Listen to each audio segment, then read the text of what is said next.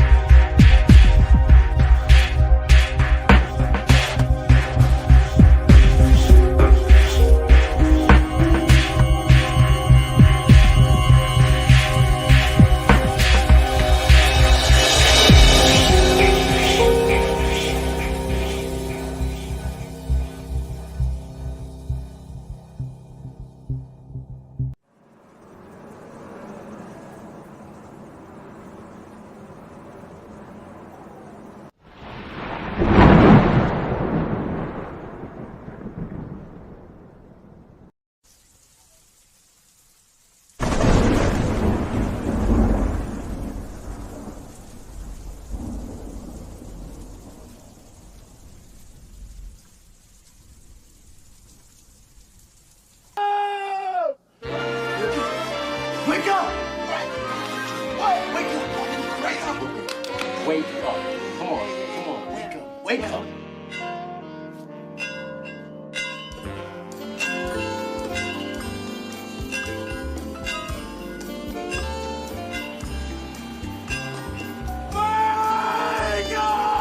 By a man named Za.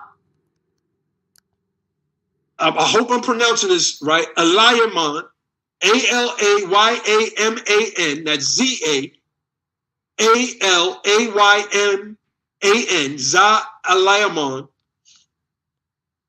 founded this dynasty. He peaceably brought Islam to that Songhai region. This is why you don't know if we've been taught that Islam was brought into Africa by way of the sword. So this history has never reached us. But now I'm giving you the research, the references, so that you can go research for yourself now and see that the historical records is 100% all wise, right, and exact. Hold up! You gonna get this work! You gonna get this work, nigga! I killed you. Hold up! You gonna get this work!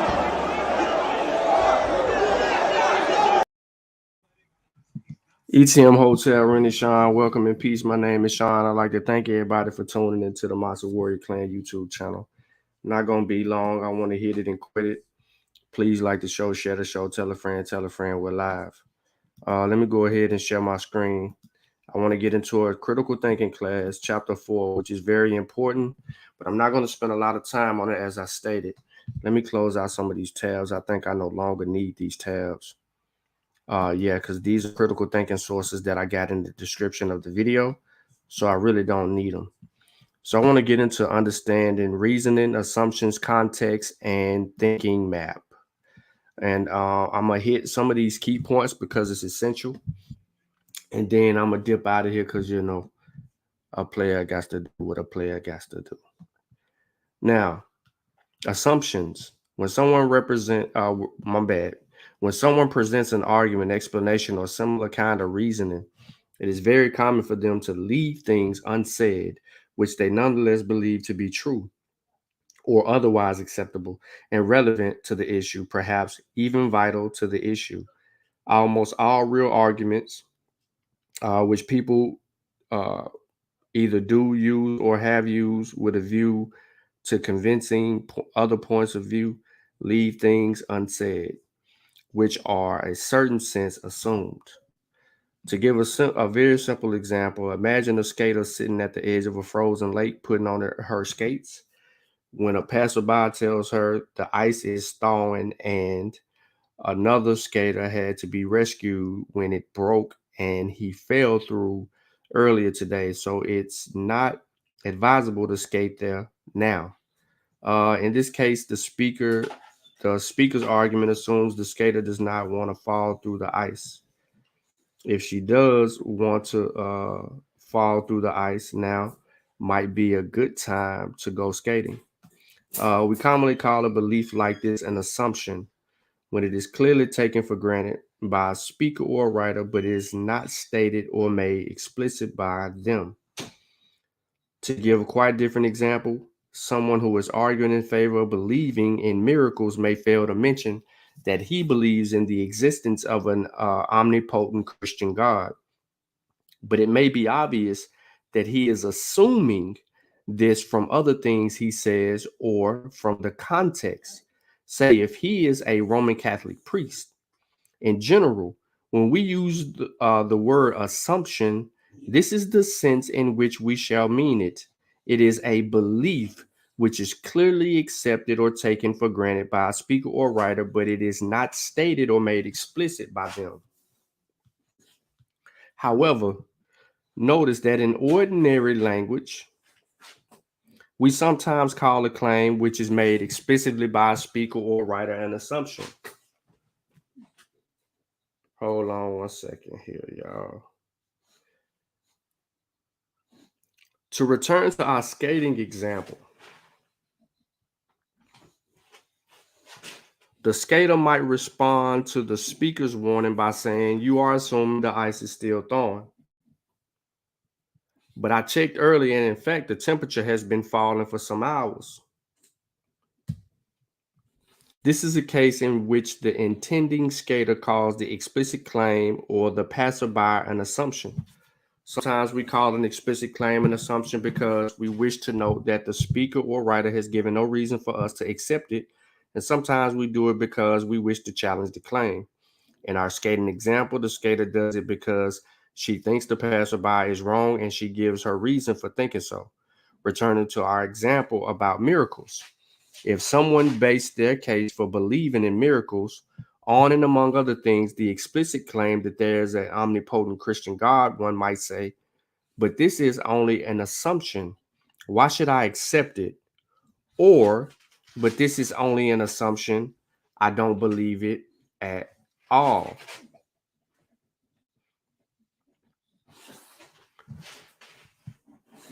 To return to an earlier example, where Hans complained about the unfair critical thinking test, it would be natural to say to him, "You are assuming that what you did was sufficient, but you are mistaken." However, he actually says, "After doing all this, I should have got a good grade."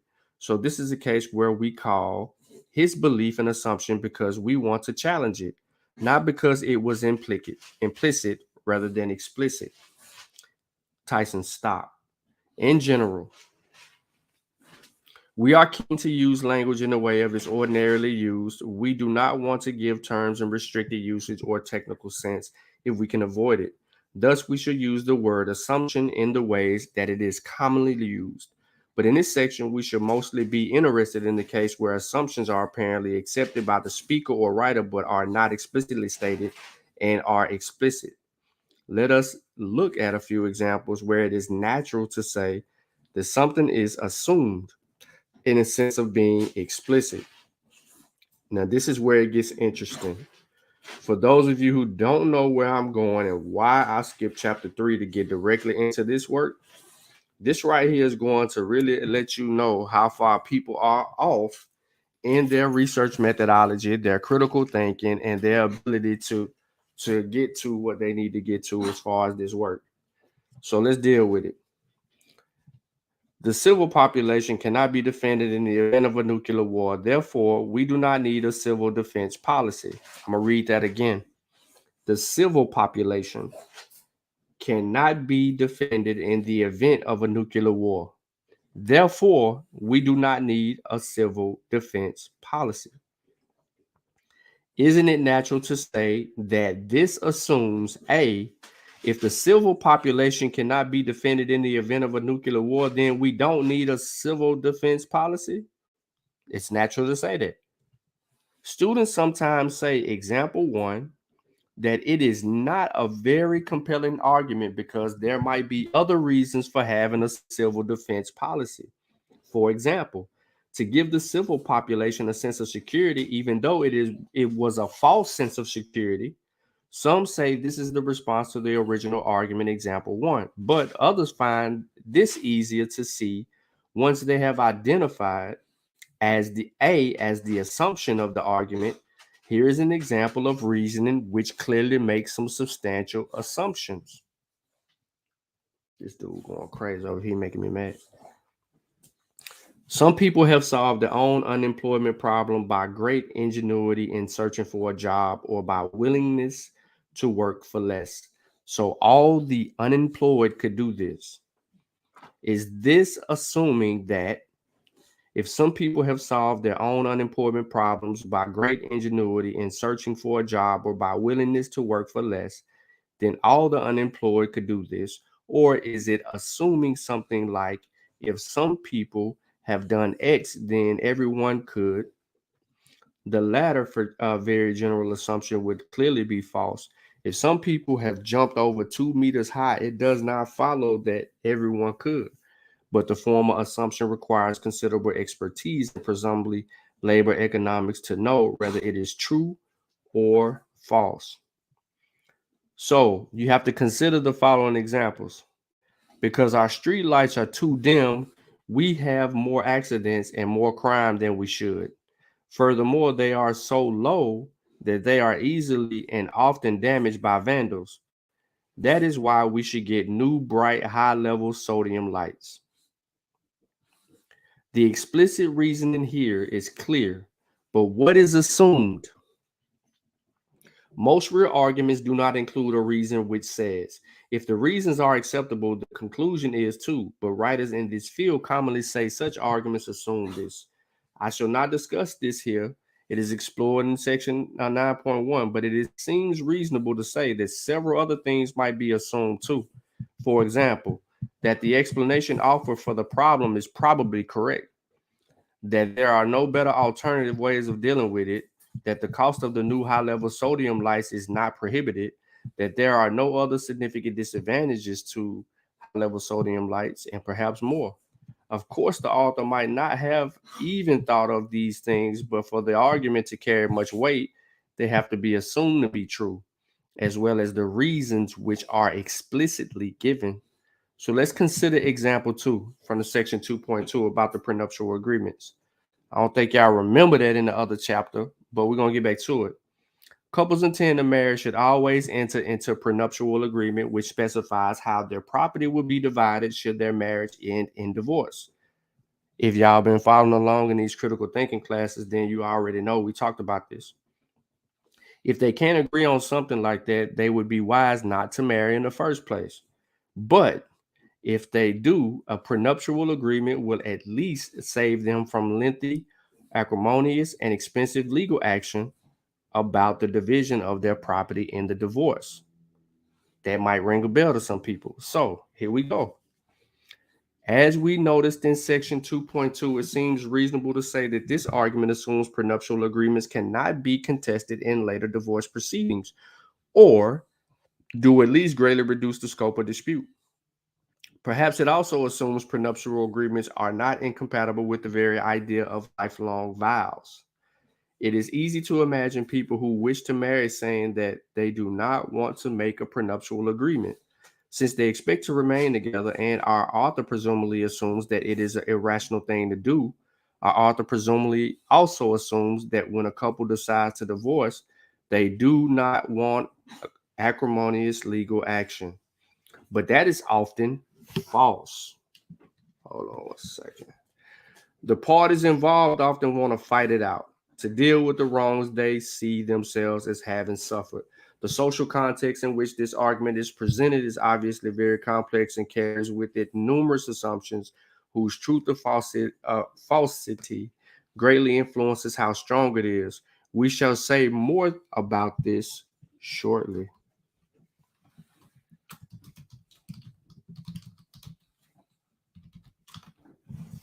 Yep. So sometimes in arguing a case, speakers simply make implicit assumptions and say nothing about doing so. However, as we have mentioned in section 2.5, people sometimes draw attention to assumptions others are making using phrases such as "I am," "Jones is," "assuming." Sometimes such phrases will be referring to explicit assumptions, and sometimes explicit ones for which no reason has been given or which are questionable, but the context will enable you to tell which is the case. In the present context, what interests us most are implicit assumptions. Man, go to sleep, man. Hey, you just keep on moving for no reason. Now, let's get into this dude, boy. He gonna make me run him up out of here. Let's get into context, because at the root of all problems, especially in the conscious community, context is key. Very much so.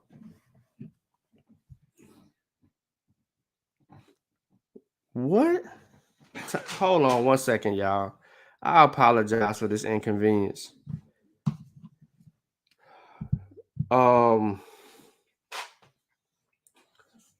I apologize that your immaturity allows you to think that people don't show up unless your name is in the title. I don't understand how any of y'all always think that people show up because your name is in the title. That is not why. This is very impromptu. You had 3 people viewing your presentation yesterday, but 9 people on your chat. Don't talk to me about views because you don't have any. You literally went live on Facebook and wherever else you went live, and you literally only had 3 people on your stream, bro. I was there. There was 3 people in your comment section on the Facebook Live. You had more people on your panel, and I said that in the chat. So don't come over here with your childishness because you're still scoring from the ass whooping that I gave you before. You need to be listening and taking notes and understanding how critical thinking will help you get past your pseudoisms and allow you to properly be educated in seeking real knowledge, versus you sitting over there crying about something and assuming that you're right about something that you're not right about at all. So at the end of the day, we ain't got time for that. Now, back to this information. Context, arguments, explanations, and so on are always presented in some context. And the context contains all sorts of assumptions, presumptions, background beliefs, facts relevant to interpreting what is meant, rules of conduct, and so on. If we return to our skating example above, it is easy to imagine a context in which the person giving the warning assumes the skater does not know about the accident early in the day and is not aware of any danger, but would want to know, or the intended skater is a weather expert from the local university who happens to be monitoring the current freezing conditions, who assumes her instruments are working correctly, that she can interpret them correctly, and so on. In general, the context includes the people involved with their purposes, beliefs, emotions, and interests, and also includes the physical and social historical context. Let us look at a few examples to illustrate why the context of an argument matters and what we can elicit from it. Look first at the example 1 from section 2.2, which the student Hans failed a critical thinking test. Y'all remember that? Remember the dude, he failed a critical thinking test, told his teachers that it was unfair. Y'all should remember that, for those of you who've been following the critical thinking class. So let's go.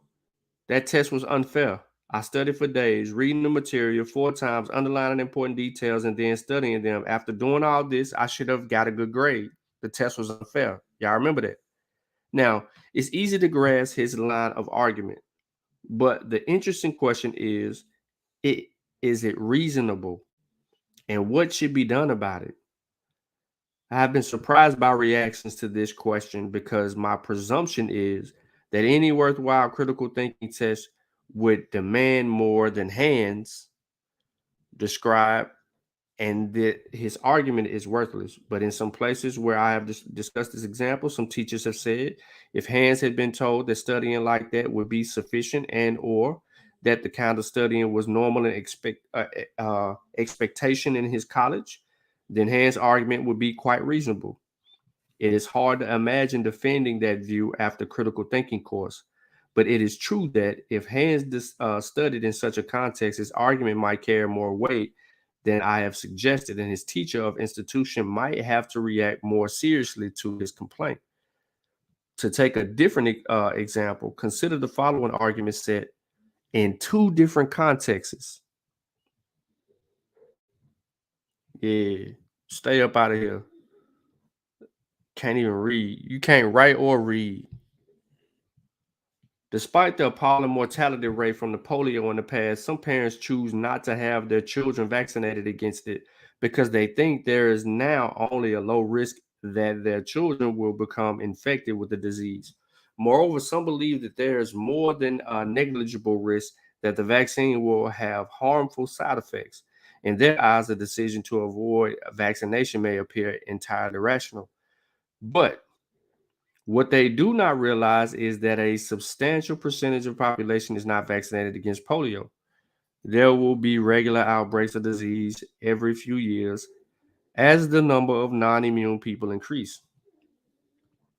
This comes from a British context where polio was a serial killer, but is not now, where increasing numbers of people are weary of having their children vaccinated because of a perceived risk, and the general attitude toward individual health, public health, and individual freedom provide a context of assumptions, interests, point of view, etc., which influences how you construe this argument and evaluate it. This would be rather different if you imagine the argument in the context of a country which still has a significant polio risk, where vaccination programs are widely recognized to have delivered great advances in health, and where individual freedoms in such matters is seen as far less important than public health programs. Sometimes the context of claims and arguments can greatly influence how much credibility and weight you give it. For example, Jones's line about X said in court during a trial carries much more weight than when it said informally over a coffee with friends. To consider another example, many people will remember how statements to the effect that Iraq possesses weapons of mass destruction were used to justify the second war in Iraq in March 2003 and toppling of Saddam Hussein. Prior to the war, the United Nations inspectors said they were unable to find any evidence of such weapons and asked for more time to continue their search. But the British Prime Minister Tony Blair claimed the intelligence reports left him in no doubt that Saddam Hussein possessed such weapons and that they could be launched quite quickly.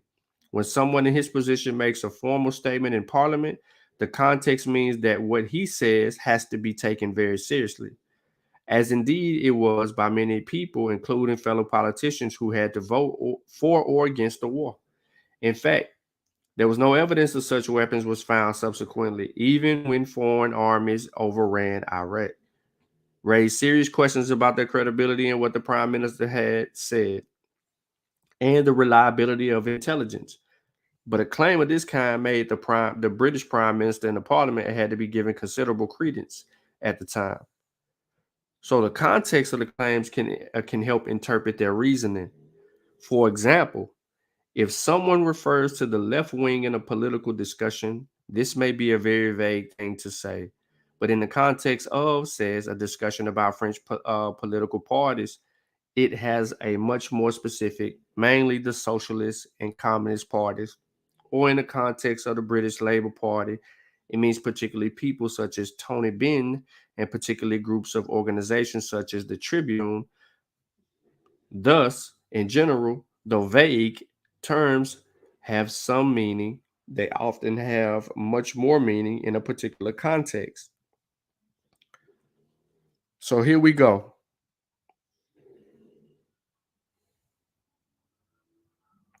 Jerome said Sebastian Coe destroyed 7,000 with straight logic. But everybody don't understand logic. He can't even think critically. So you know he don't have no logical skills. He ain't paying attention to none of that. Now, historical context can be very important in interpreting and evaluating an argument. For example, in 1798, Thomas Malthus famously argued that the population growth inevitably meant that it was impossible to have a society, all the members of which should live in ease, happiness, and comparative leisure, and fell to no anxiety about providing the means of substance for themselves and families. To understand and evaluate this famous argument, you need to take account of its historical context. Following the French Revolution, there was much discussion about whether it was possible to establish a society based on social and economical equality.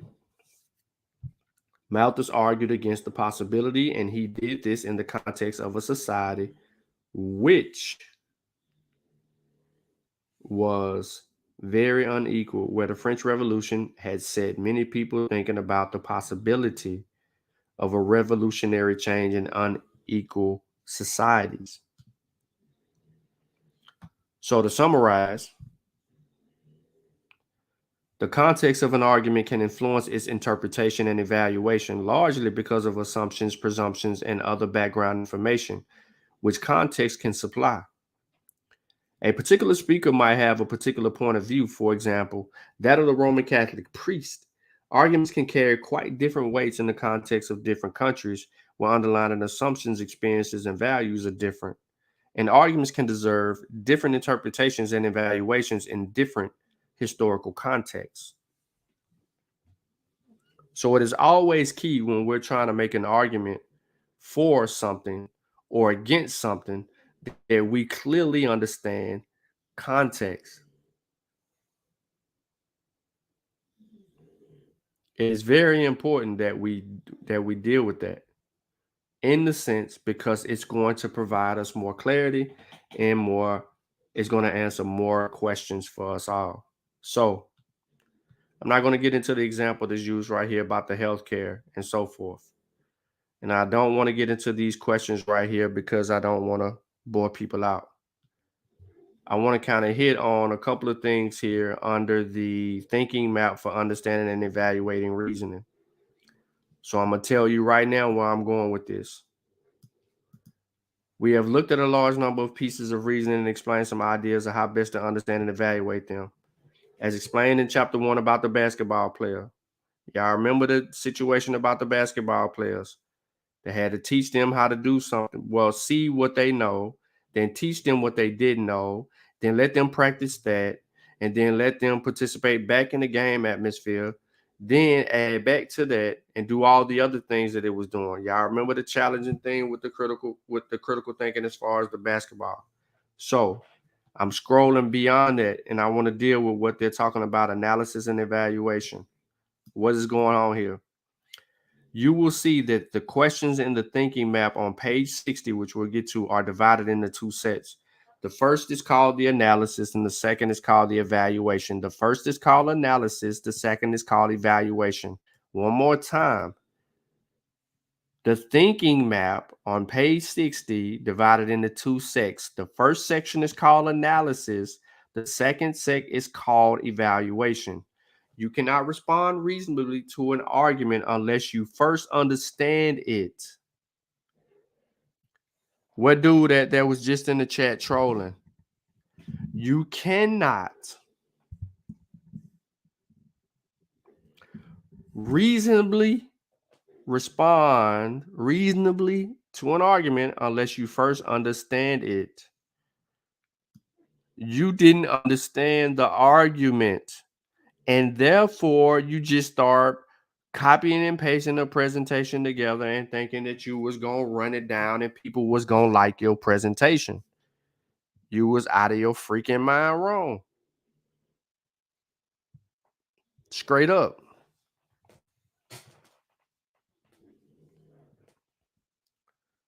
The evaluating questions then guide you in deciding whether you should be persuaded by the argument or not. I'm gonna run it back for everybody. So in the critical thinking map, it is divided into two sections. Those two sections are analysis and evaluation. You cannot respond reasonably to an argument unless you first understand it. So the analysis questions guide you into understanding what is being said and argued. The evaluation questions then guide you in deciding whether you should be persuaded by the argument or not. We're about to get into a practice and we're going to use JJ since he came on here. We're going to use him as an example for our critical thinking exercise today. However, you may find that the process of evaluating an argument might lead you to spot assumptions or the need for clarification, which you did not notice at the initial analysis stage. For this reason, although it helps you to be clear-headed to separate these tasks, you may need to jump back and forth as you go through the process. So far, we have only given detailed attention to the first three of the questions, but we have introduced the whole thinking map here to provide a context for what we are doing so that you can see how what we have done so far fits in with our general approach and where it is leading. So it is clear from our earlier chapters that behind these questions lies a lot of detail. It is easy to ask questions, but what are the reasons? What are the reasons for asking these questions? What are the reasons? Right? That's key. Data, evidence, and their structure. But it has taken us a couple of chapters to identify reasons and how to identify structure of reasoning. So it will not therefore come as a surprise to learn that there's a lot of detail to be explained about how to clarify ideas and how to evaluate arguments. But we shall come to these in the next few chapters. This is why you can't microwave information. When you do, you are subjected to misrepresenting what the hell is going on. So remember, the thinking map deals with two things: analysis and evaluation. So let's deal with the analysis first in our thinking map. So when we're analyzing an argument, for instance, JJ did a presentation that said that Africans came before Columbus. He didn't provide us with any hypothesis or any structural information that would give clarity to a sizable argument, and then he uses sourced information to argue his point and evidence to support his argument. We didn't see that. However, when we analyze this argument, we should have done number one. What is or are the main conclusions? And we knew what the main conclusion was. The main conclusion for JJ's argument was that Africans was here 100,000 years ago or 70,000 years ago and was pygmies from West Africa. You missed quite a lot. But we're getting into the crevy of the course, so therefore we're going to know what we really need to be doing to handle our business. Now, it says these may be stated or unstated and may be recommendations, explanations, and so on. Conclusion indicator words and the therefore test may help. Now, remember, a few shows ago, we talked about those conclusion words, right? Remember that list of words. If you don't, go back to part two. Go back to part two and look for that list of conclusion words and then those other words that we insert to help us gain clarity for one's argument. Now, the second thing that we need to do in the analysis phase, or what we should have done with JJ's presentation, is What are the reasons and their structure? Now, mind you, before y'all say anything, okay, I know that he has no type of methodology.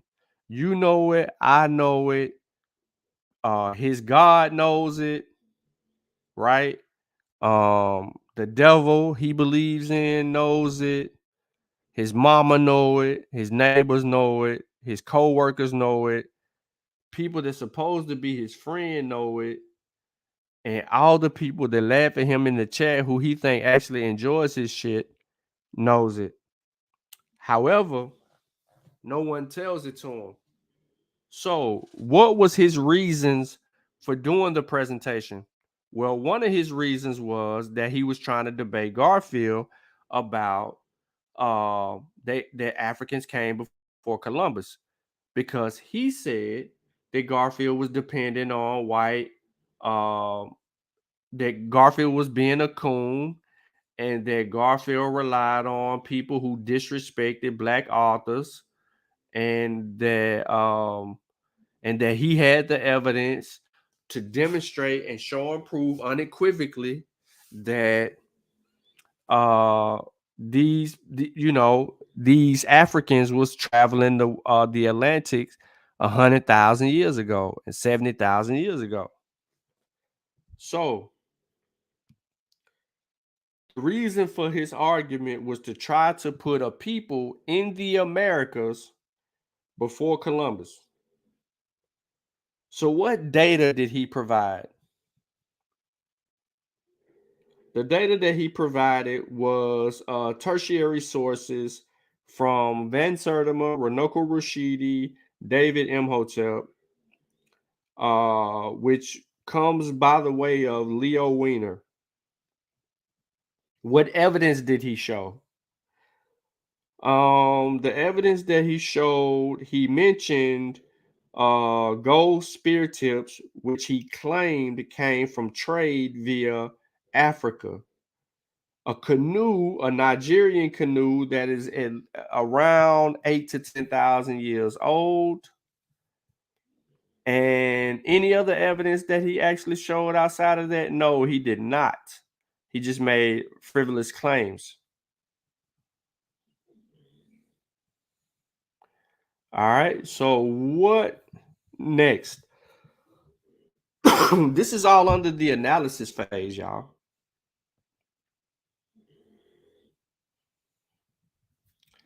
What is assumed? Perhaps in the context, he assumes, right? He assumes that Africans was here 100,000 years ago, and that they had been doing trade with these people for quite a long time.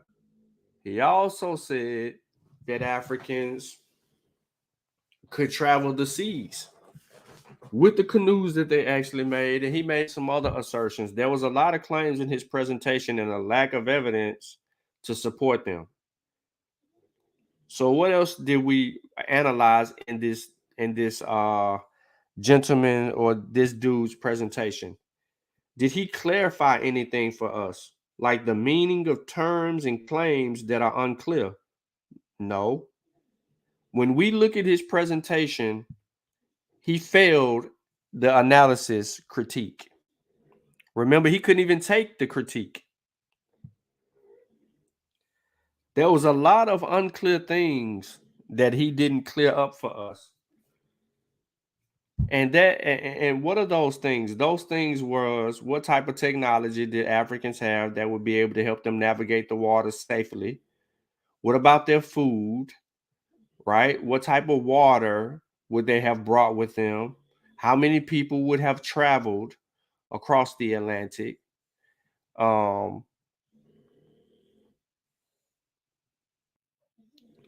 There's so many questions. If they're traveling the Atlantic and they're doing trade, long distance trade like that, how would they be able to preserve the items in which they were bringing to the New World to trade? When they would cross the equator, and on one side of it, it'll be scorching hot, the other side of it, it would be a storm. So how could what they brought with them survive chaotic currents and waves, volatile waves? How could that have occurred? These are some things that we still have questions for, and we never got clarity of the meaning, and the terms of the claims are still unclear. So when we go to evaluate his presentation, which is the second part, are the reasons acceptable? Is JJ's reasons acceptable for arguing that Africans came to the Americas before Columbus? Is it What's the reason why he would argue that? What does that solidify in history? What would that prove? What would that mean? Is his reasons acceptable? Now, these include explicit reasoning and unstated assumptions that this may involve evaluating factual claims, definitions, and value judgments, and judging the credibility of sources. So was his reason for arguing for Black people acceptable? I'm talking to y'all in the chat. Everybody that's tapped in right now. We're in a critical thinking course. And y'all hear Tyson in the background going ham on the snoring. And I've been ignoring him this entire time. But was his reasons for trying to debate another brother about Africans being in the Americas before Columbus acceptable? Now, what JJ did was he argued his hypothesis as if it was a fact, because he never provided us with a hypothesis in his presentation. So I'm going to show you in question number 6 how volatile that is. Does the reasoning support its conclusion? We already had JJ's conclusion before he even began to actually take us through the proper steps in answering were there Africans in the Americas before anything else. So that was built on a faulty premise, and he had no reasoning or anything to support his conclusion. So was his support strong, for example, beyond reasonable doubt, or was his support weak? From West Africa, Keenan, Zane, Jerome, everything is everything, Chavis, Sutek, whoever watched JJ's presentation,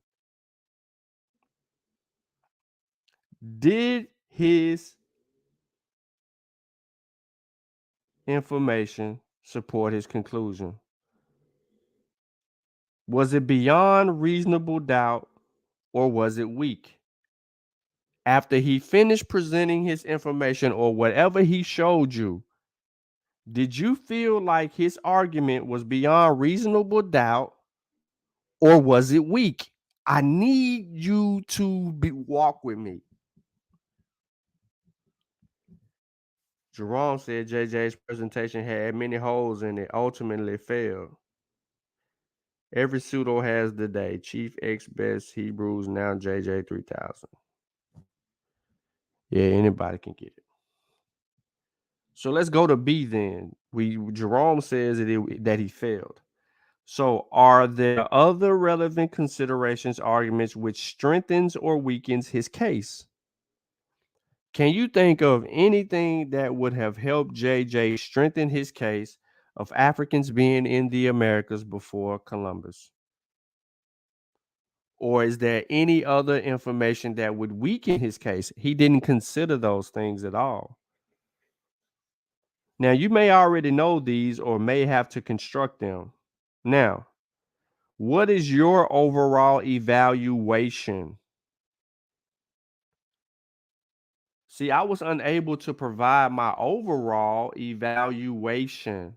Why? Everyone knows why. I can go back and show you why. He didn't want that smoke. He couldn't take it. He couldn't take it. Now, let's move on. For the moment, there are some things to notice about this thinking map. This is a thinking map. Let me zoom out, pause the video, and I want y'all to screenshot it.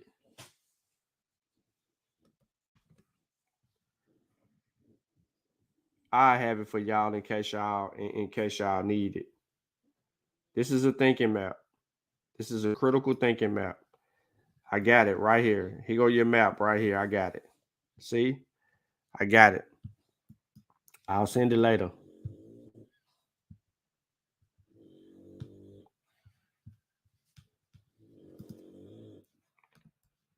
But this is your thinking map.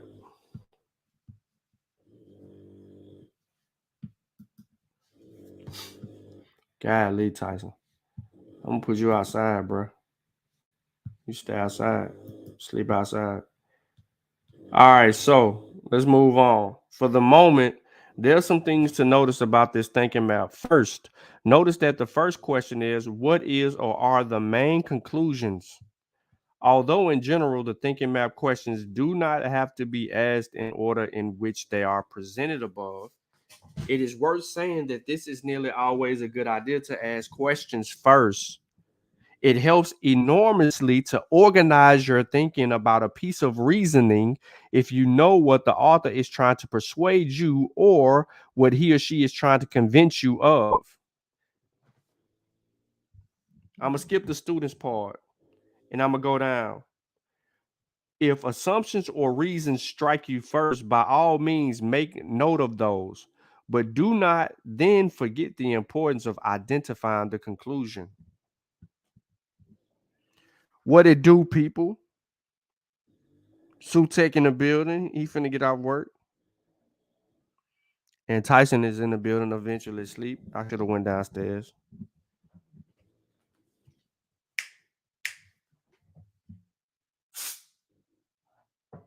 Yeah, they wake him up every time. And he be pooling in his sleep. Y'all be nasty, stinky. Now, second thing to notice is the question. Are there other relevant consideration arguments which strengthen or weaken the case? As we have said elsewhere, there's a very creative side to critical thinking, which some have wanted to emphasize by calling it critico-creative thinking, and which requires us to consider any other relevant ideas we know or can think of, which will help us to arrive at a good judgment for the case in hand. It is hard to overestimate the importance of this question in the context of arriving at reasonable beliefs. We need to make our beliefs fit together as much as possible if we want to justify having confidence in them. Here lies the problem. When considering any issues where our judgment matters, we should bring to bear all the relevant ideas that we can. What was the relevant ideas that was brought together in Buddy's presentation? Can anyone point me to them?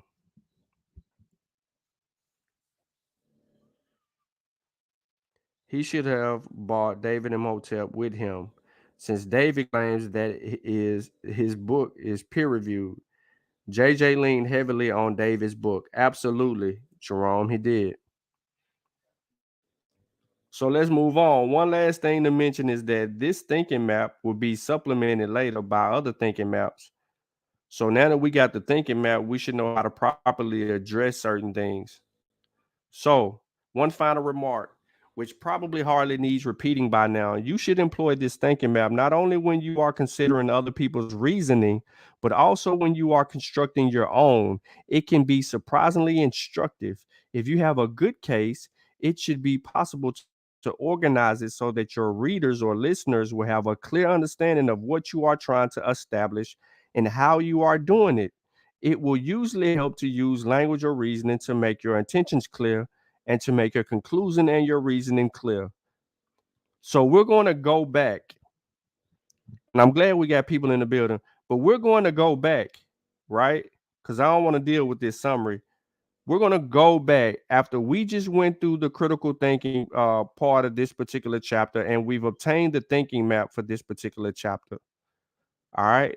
We're going to rewatch this presentation. And I want you to think about what you just basically heard me going over. All of y'all who caught the very beginning of this particular bill. This deals with understanding, reasoning, assumptions, context, and a thinking map. We understand what assumptions are. We understand what context is.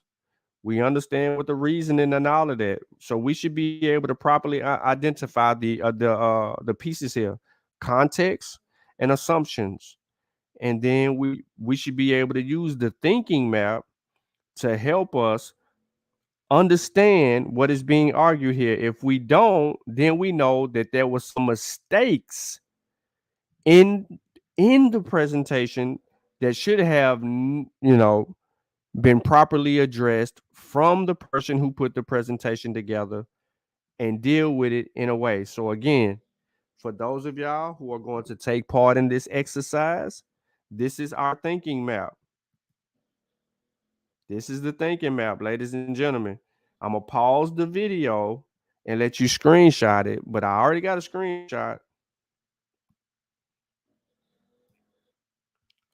I'm going to pause the video, pause it, screenshot it, or listen, screenshot it.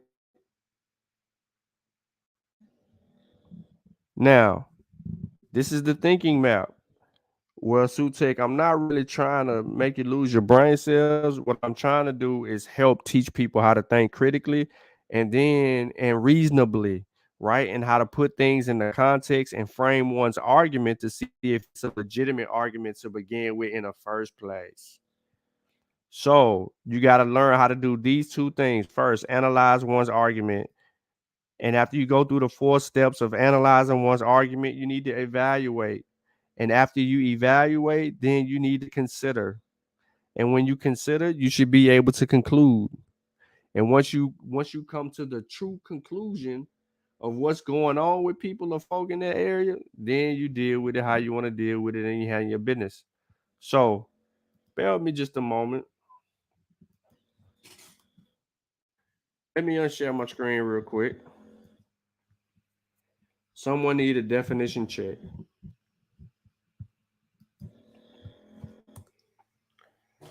I'm only doing this. I'm doing this for 2 reasons. I'm about to show y'all what my reasons are.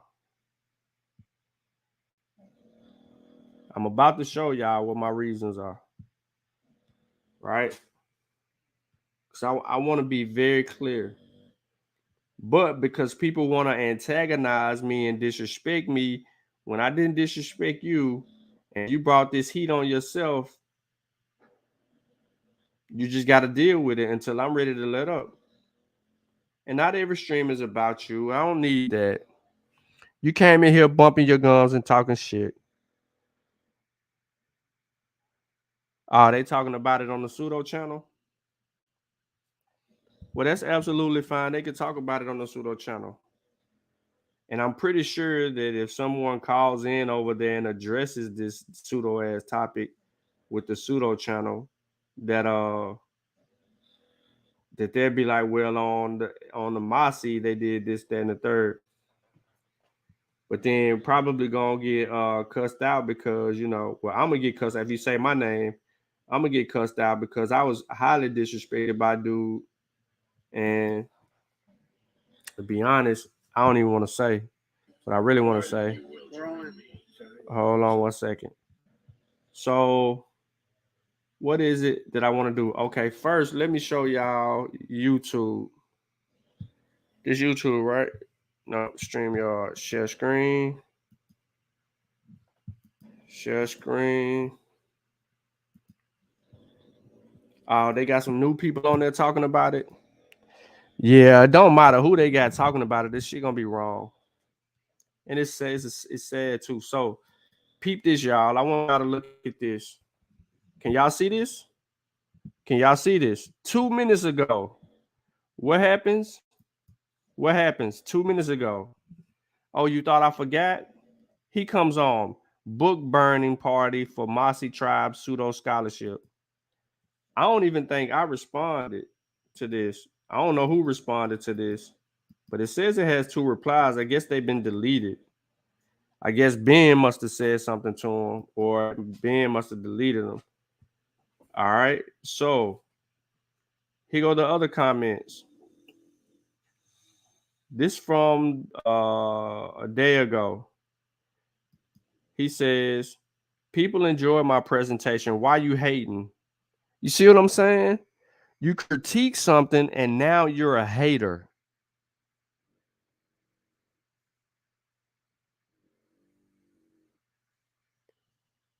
Then he says, I challenge you to put together a presentation that say Columbus came first, Negro pen. Panther responds, you will be respectful on this channel or you will be blocked. He says another comment down here below. Uncle West said, whatever this means, I guess you hot bear up yesterday.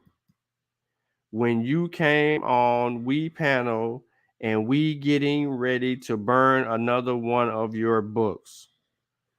Can y'all translate that and make that make sense to me? Then he comments on a video that's unrelated to his stupidity. This video is named House Societies and Anthropolitical Perspective of the Yoruba. And he says, now you erasing my comment. This rebuttal is trash. I want you to prove Columbus came here first. See this? You see this? This is from this guy. I just said you slow, bro. You slow, bro. So I would have gladly walked away from what we did earlier today and not said anything else again. But you want to antagonize people and you think this comment is supposed to move me, bro? The man bought the books. He burned one of the books. Whoop-de-doo. Why is you so steadfast over him burning the book? He got 3 other copies. Why is you worried about it? Why? Him burning the book wasn't to discredit the information in the book. It was an emotional response to me because I told him that I'd take stuff from him. But you don't know that. So you just trying to get in grown folk business like a little child that needs to stay in a place. Quit meddling in grown folk business and mind your business. So now you finna get, you know what? Hold up! You gonna get this work! You gonna get this work, nigga! I killed you. Hold up! You gonna get this work! So now you gonna get this work. So now I had on the screen, and I want y'all to be mindful. What is or are the main conclusions here for his argument that we're about to watch? I need y'all to understand. Conclusion indicator words and therefore test may help. What are the reasons and their structure, like his data and his evidence analysis? What is assumed, perhaps in context, and then clarify the meaning of the terms and the claims that are unclear. Right? You have to be skillful analysis and evaluation of arguments. Man, hold on, Rick. I gotta take this off this dude's neck. Never mind, I can leave it on there right now. I can take it off when I cut the video off. And then after you did that, are the reasons acceptable? Was his presentation acceptable? Meaning, did he include explicit reasoning and unstated assumptions? And this may involve evaluating factual claims, definitions, value judgments, and judging the credibility of a source. Or does the reasoning support his conclusion? Is the support strong, for example, beyond reasonable doubt, or is it weak? Are there other relevant considerations, arguments which strengthen or weaken the case? You may already know these or may have constructed them. What is your overall evaluation in the light of 1 through 6? So you need to make sure that you know how to properly evaluate. So I'm saying what I'm saying, bro, because I know what I'm talking about. And I'm trying to get people to see the gist of this whole thing. And we're going to use him as the case study. Since he wants to be made famous, we're going to use his argument as the case study. Now,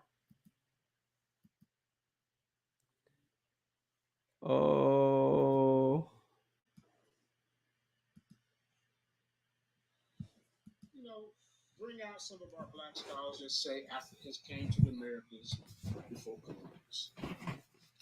Africans had a very important impact on the Olmec civilization. I'm not saying they were the original Olmecs. I'm saying they had a great influence on them.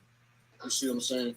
And I just like to bring some of the information out. So let me start sharing my screen, brother. If you don't mind. Kyle said nope. He put a thumb down. No, they wasn't here. Well, he come from the Dagger Squad, so that's Dagger Squad crew up in here. Of course, they see them guys love the white man. Why do you say the sky is green? They gonna say it's green. That's what they do. So I'm here to big up some of our black scholars. Not always trying to these guys. They want to put the white man scholars and tear us down.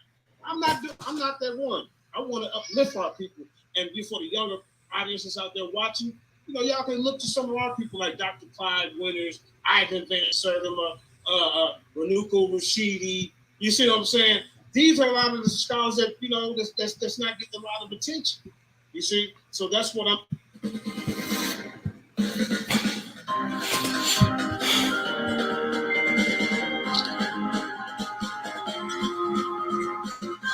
Just against black people.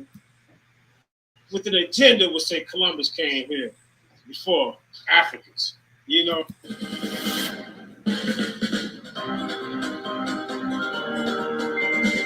benefits as a college graduate, that's not something that I actually realized was a big deal when it came to what different companies have. Yeah, I got it. Go ahead and start sharing and go from there. all right, so the first thing that we're looking for at the beginning of his presentation is what is or are the main conclusions. But before all of that, we got to go back to what is the research question, or how many research questions are there? Are there any definitions? And what is his hypothesis? Right? What is his educated guess? And then what is the supportive evidence? And did he argue it without unreasonable doubt, with evidence and data, or opinions and personalities? And we're going to skip this because we're not going to go back through that whole charade of shit that he did before. Okay? We're not going to go through that. We're going to get somewhere down here where his video mess up and then he conclude. So I want to just kind of get y'all there. All right. Now, can you see it? Is it big? Something? Can you see Yes, we see it, brother. Okay, cool. Now, only a Negro pen with an agenda would say Columbus came here before Africans. So we're gonna just go keep it moving down the line. Just gonna be respectful. Build or whatever. People come and ask questions after the fact. The Dagger Squad is a product to me of self-hate. I want to start off like this. That some people argue that racism is a byproduct of economics, and that prejudice against black people was developed mostly to justify the hordes of transatlantic slave trade. That's not true. It is true that many Europeans revered Africans before the 1500s, but we have to study history holistically. The ancient Greeks and Romans have idolized Africans, but this was in the infancy of European civilizations. Later events, when they were more powerful, allowed their true sentiments to come out. First, we can study the Punic Wars and other historical conflicts between Europeans and blacks. Then we must look at a growing hatred for blacks during the Moorish occupation of Europe. Exclamation! You see that?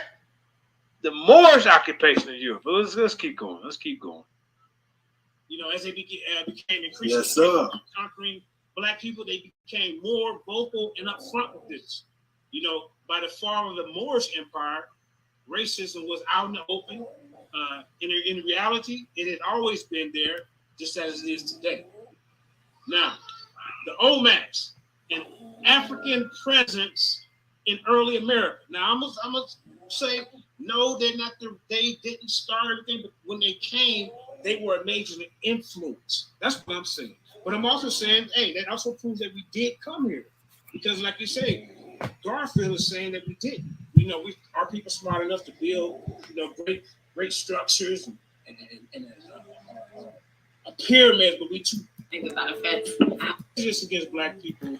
I need y'all to listen to him because he's asserting his claims and his beliefs right here. This would be considered a hypothesis, although he did not write it down. This would be considered a hypothesis in the case of methodology, the steps. Although he don't know it, I'm I'm making it make sense to you. So here's JJ's hypothesis. Was developed mostly to justify the hordes of transatlantic slave trade. That's not true. It is true that many Europeans revered Africans before the 1500s, but we have to study history holistically. The ancient Greeks and Romans have idolized Africans, but this was in the infancy of European civilizations. Later events, when they were more powerful, allowed their true sentiments to come out. First, we can study the Punic Wars and other historical conflicts between Europeans and blacks. Then we must look at a growing hatred for blacks during the Moorish occupation of Europe. Exclamation! You see that? The Moorish occupation of Europe. Let's keep going. Let's keep going. You know, as they became increasingly conquering black people, they became more vocal and upfront with this. You know, by the fall of the Moorish Empire, racism was out in the open. In reality, it had always been there, just as it is today. Now, the Olmecs, an African presence. Listen closely. In early America. Now, I'm gonna say no, they didn't start everything, but when they came, they were a major influence. That's what I'm saying. But I'm also saying, hey, that also proves that we did come here, because, like you say, Garfield. So he says that the Olmecs are not Africans, but there's some African influence. And then he's saying that also to say that the Africans did come here because of that influence. And then he says Garfield. See, this is the hypothesis. He's in the hypothesis phase because he didn't put it in his presentation, but he's saying that, and then he's going to begin his argument. He has no research questions. His research question would be the title of his presentation, which would, did Africans come to the New World before Columbus? It was saying that we did. Our people smart enough to build, great structures and a pyramid, but we too dumb to float over here. Now, JJ, you know the Armor Raw Squad and Uncle them. They also teach that the Olmecs was not African blacks. So be careful. All right. So to elaborate on this without boring y'all to death and hearing this dude's voice again, because I know he annoys most of you guys. In here, he asserts that they're the Necritic race who entered the Americas perhaps as early as 100,000 years, and then the Pygmies entered 75,000 years. Is an argument that is being made by someone else, and I believe that someone else is David Imhotep, right? So this is supposed to be evidence. Now, what supports this? There's no scientific data that support this. So there's no lack of evidence to support his argument in his early assertions. And this is what I was doing when he was doing his presentation, is that I was following the map. And I also was looking at research methods, which I already knew. Soon as I see the way you structure your presentation, your methodology is flawed. And as soon as you start talking and give me the he say, she say, You double flawed. Then he goes on to add on to the claims of 100,000-year-old Africans and 70,000-year-old Africans. He goes on and says, according to archaeologists who participated in some work in Mexico, that there was Negritic people there who helped Black Negritic Olmecs develop a calendar. I got the hiccups. But this the Black Negritic Olmecs developed a calendar that goes back to 3,113 years before Christ. That's what an archaeologist who appeared on the Art Bell show said. Then he says the ancient Olmecs of Mexico, Mesomexico, are one of the most intriguing civilizations.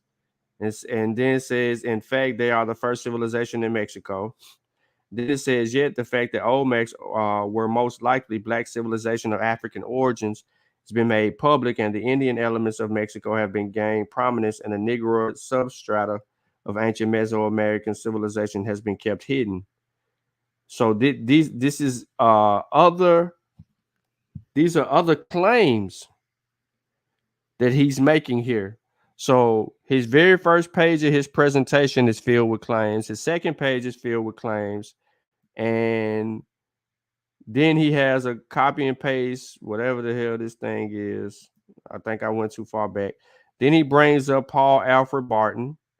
And he asserts that Barton said something about African Olmecs. He's saying African Olmecs as well.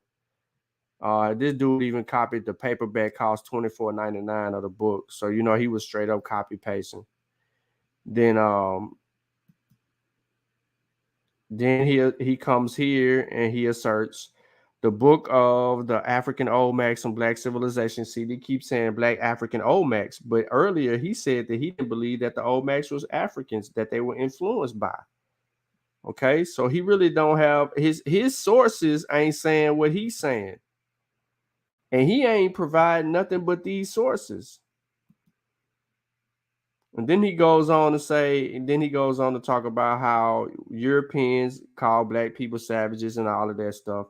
So he's trying to discredit everything. So what I want to do here is he doesn't lay out a solid argument in the earliest onset. And because of flawed methodology, we come to this page. And the page before this is when and a page after this is when he get to talking. But the page before this, he shows this, which he was corrected on last night. These are Mayans that painted themselves black. Then he goes on and he asserts Ivan Van Sertima. So this is part of his evidence argument. He made the claims earlier on. There were no questions in his presentation. He made claims earlier on, and then this is supposed to make his argument. This is supposed to make the argument right here. Van Sertima is supposed to strengthen this argument. And you see him talk about Van Sertima. And then the other assertions that Van Sertima makes. This is another claim page. So it goes claim, assumption, claim. So there's really no assertion of real evidence here. But he's claiming these things to be evidence when they're claims again. They're not supported by anything. So we go a little bit further, right? And he stops, and the whole debacle happens. So when he continues, by the time he continues, right? He starts talking about African empires in ancient America. Now he's using Clyde Winters, and he's talking about the Dufana boat. We killed that last night because that damn boat ain't coming to America. Shout out to the lady Laura, whose video we used yesterday, who spent 57 days rowing across the Atlantic to help strengthen the argument that no damn canoe could survive that. Then he says the Olmecs were related to blacks of the Mende group. Now he's saying that these people were related to West Africans.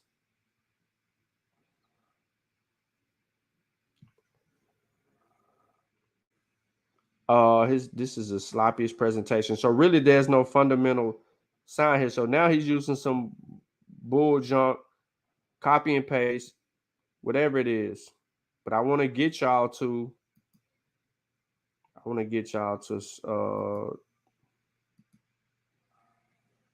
what? No, he didn't do this.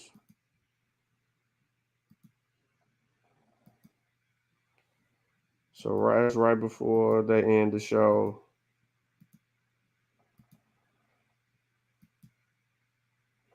It's a whole lot of talking.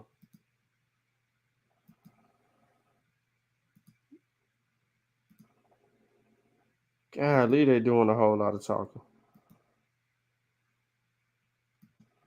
So hold on, I'm trying to find the end of his presentation, y'all. I think this is it. So we're going to listen to this last part. Yep. We're going to listen to this last part. We're going to start right here. I'm going to let him rock out for 5 minutes. We're going to see what his conclusion is. He's talking about pyramids in Mexico and all of that.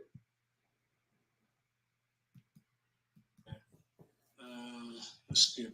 So now, I got a lot, man. Let me shorten it up, and then we can get people to question. But here's some more art. As you can see, this is a black guy. Look at him right here. You know, another one right here. You know, ancient trade. I think I read this, but I'm gonna read this. The earliest trade and commercial activities between prehistoric and ancient Africa and Americas have been occurred from West Africa and may have included shipping and travel across the Atlantic. The history of West Africa has been properly researched, yet there's ample evidence to show that West Africa of the 1500 BC was at a level of civilizations approaching that of ancient Egypt and Nubia Kush. In fact, there were similarities between the cultures of Nubia and West Africa. See, I guess I answered my own question with that one. I actually read you some questions that he couldn't answer. I just figured it out. Okay.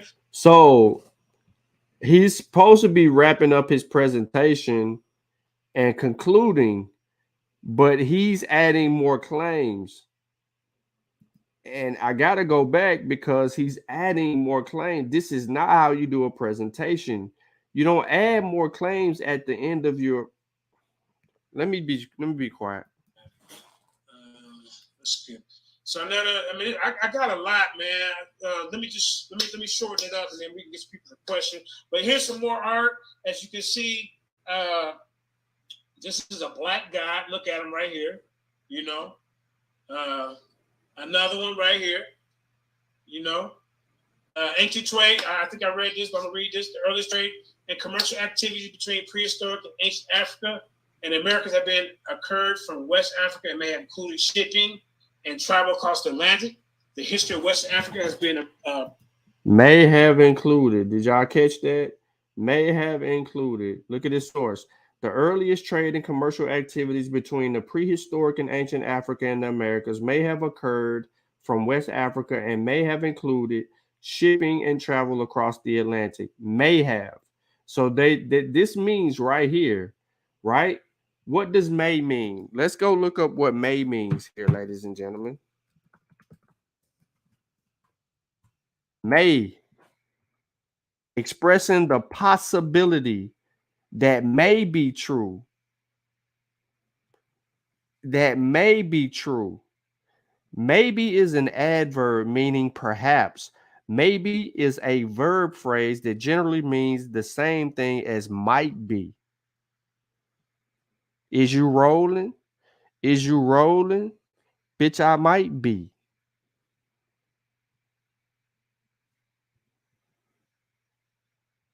Might be. So here in this assertion, whoever this source is claiming that there may have occurred, but they don't have sufficient evidence, because then it goes on to say the history of West Africa has never been properly researched. Hold on 1 second. Let me cut my camera off. The history of West Africa hasn't properly been researched.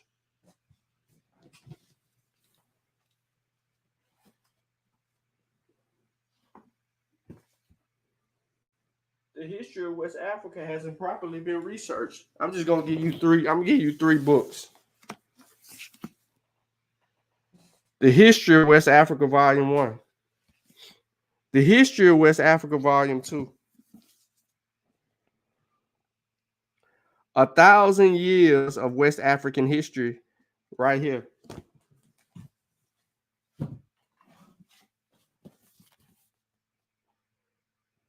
History of Africa, right here. Hold on, y'all. Because it ain't been properly researched. It ain't been properly researched. The Fatish and the Tariq al-Sudan. Social History of Timbuktu.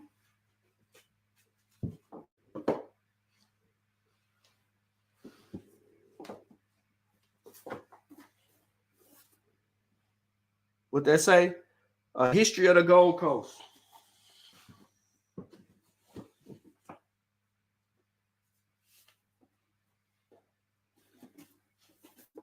West Africa under colonial rule.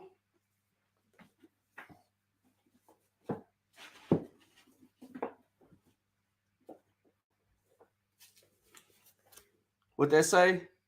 A History of West Africa.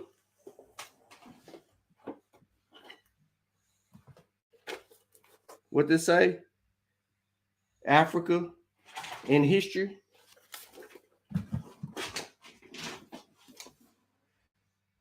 Africa Dominion.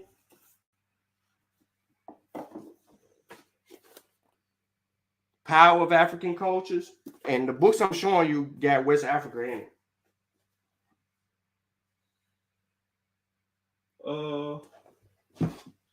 For you Arabic speakers out there, the Primary Source Edition.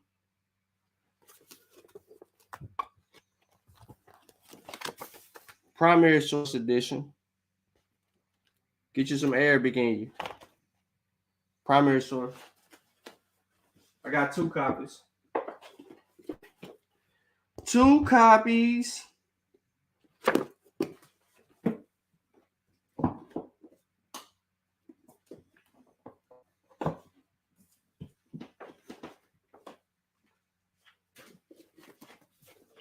Oh yeah, we got West Africa in here too, and from Spears to Pen, Part 2, Part 3, and Part 4, and Part 4. We got West Africa in there.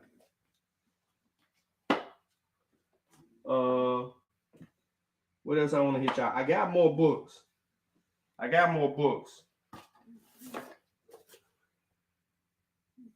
Africa and the West.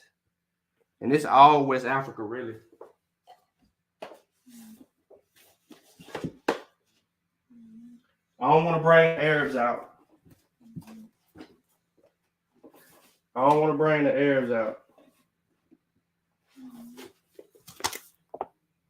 Themes in West Africa's history.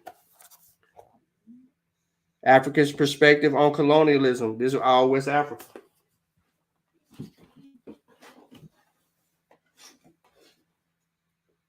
The UNESCO books. Do I got to pull those out for y'all? Volume 3 talk about the Arabs. They go through 2, 3, 2 go. Come on now.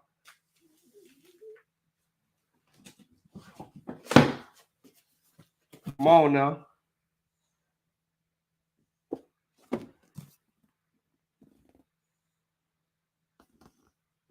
West Africa in here too. I ain't want to bring the Arabs out.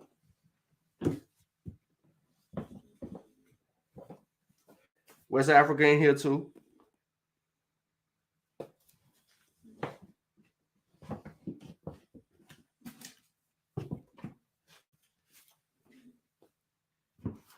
If you know, you know. Huh? I can bring the Arabs out. I'm gonna stop. Let me stop. Every book I'm showing you, I read. Cover to cover. Cover to cover.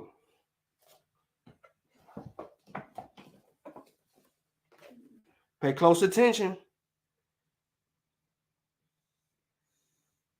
You talk about primaries.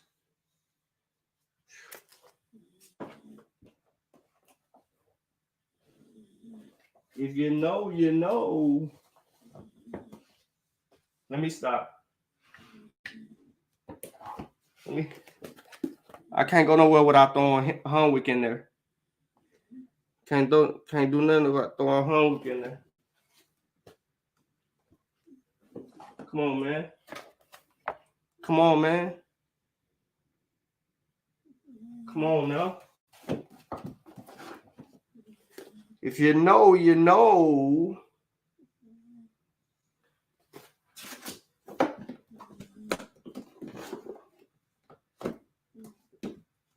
Do I need to pull some more books out? Yeah, let me do that. Let me pull some more books out. Yeah. Let me pull it out for you. Just so y'all know. I'll put these back. I still got more books. Huh? Askia who? Muhammad. Why I ain't got one of these of Mansa Musa, but I got one of Askia Muhammad. The griots didn't do that. Remember in his presentation, he talked about the griots told these stories and all of that. The griots didn't give no accounts of Mansa Musa, but they gave an account of Askia Muhammad. They gave the account of Sundiata. They did that in Mali. Huh? We got West Africa all through here. Their famous person that they like to brag on. They like to brag on. What? Slave trade in Nigeria. Come on, man. What they mean? What they haven't done is a thorough investigation of archaeological evidence. They ain't did that. But as far as the history, you can't give me that chump change. You can't give me that. I ain't gonna accept that. I'm looking for some more work. Oh yeah, I can pull that out. Yep. I got plenty of other books that I could pull out. But that ain't the point. I don't want to book flex. But I just want to let you know how in depth I go to study a subject matter to grasp it and get a hold of it before I deal with certain things. So when he comes out here and say all of what he's saying here, he's not studied up on the subject matter, and the source that he uses is not studied. These are not his words. But I'm gonna let him go ahead.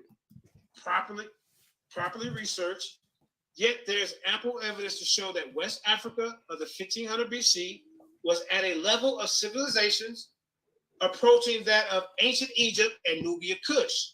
In fact, there were similarities between the cultures of Nubia and West Africa. See, I guess I answered my own question with that one. I was actually Reggie some questions that he couldn't answer. I just figured it out. Okay, the cultures of Nubia and West Africa, even to the very similarities between the smaller scale hard brick clay burial pyramids built for West African kings at Kukia in pre-Christian Ghana and other counterparts in Nubia, Egypt, and Mesoamerica. Although West Africa is not commonly known for having a culture or a pyramid building, such a culture existed, although pyramids were created for the burial of kings and were made of hardened black brick. This style of pyramid building was closer to what was built by the Olmecs in Mexico when the first Olmec pyramids were built. In fact, they were not built of stone, but of hardened clay and compact earth. All right, so I think I'm gonna end this. I got a lot. I'm gonna get kind of tired. All right. But let me show you one more thing. For years, Eurocentric archaeologists have largely turned the other cheek when it comes to the discovery of artifacts from ancient Egypt. I'm just going to end it right there. But you know, just right here, they found bodies over here that's connected to Africa. But go ahead, son. I want somebody to call in. All right. Let me say that. All right, so he said that they found bodies over here that were connected to Africa. Where those bodies at? You see what I'm saying? There's too many claims and no supporting evidence. And he gets away with that because people are going to allow him to get away with that. And the channel that he actually on incorporates the ignorance for views. Sucks y'all blood dry out of it. Y'all keep them relevant. Because y'all need some shenanigans in your life. The real what is it? The real lies of conscious community. Now the rest of this is video. So this is his presentation. He says he has a whole bunch of other stuff, but there was not a single conclusion, and none of this was based on evidence. He just kept trying to gish gallop us. Not even really gish gallop us. He just kept on adding in claim after claim after claim after claim after claim, which takes us back to skillful analysis and evaluation of arguments. The thinking map. Y'all thought I was going to get away from this? Hell no. Hell no. There's no way I'm going to get away from this. If we are allowed to think critically, he didn't show any supportive evidence at all. When we evaluate his body of work, he failed. It was weak. So I don't care what they say on that channel, who they got come on over there and say whatever they're going to say, it's weak. Ladies and gentlemen, jurors of the court, because that's pretty much how this stuff should be looked at. Right? You're a juror. You're on jury duty. When someone do a presentation, you on jury duty. Straight up and down. And I said straight up intentionally.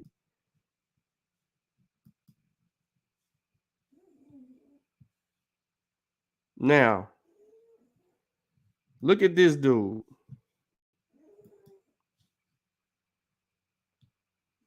Look, does these dudes look alike at all? These are natives of Tierra del Fuego. Let's get in there a little bit more. Let's see what they mean right there. These pictures was taken during that challenge. This is why they're in the same boat, yo. They're in the same boat. Look at these people. Look at this dude, yo. Huh? Do he look African to you?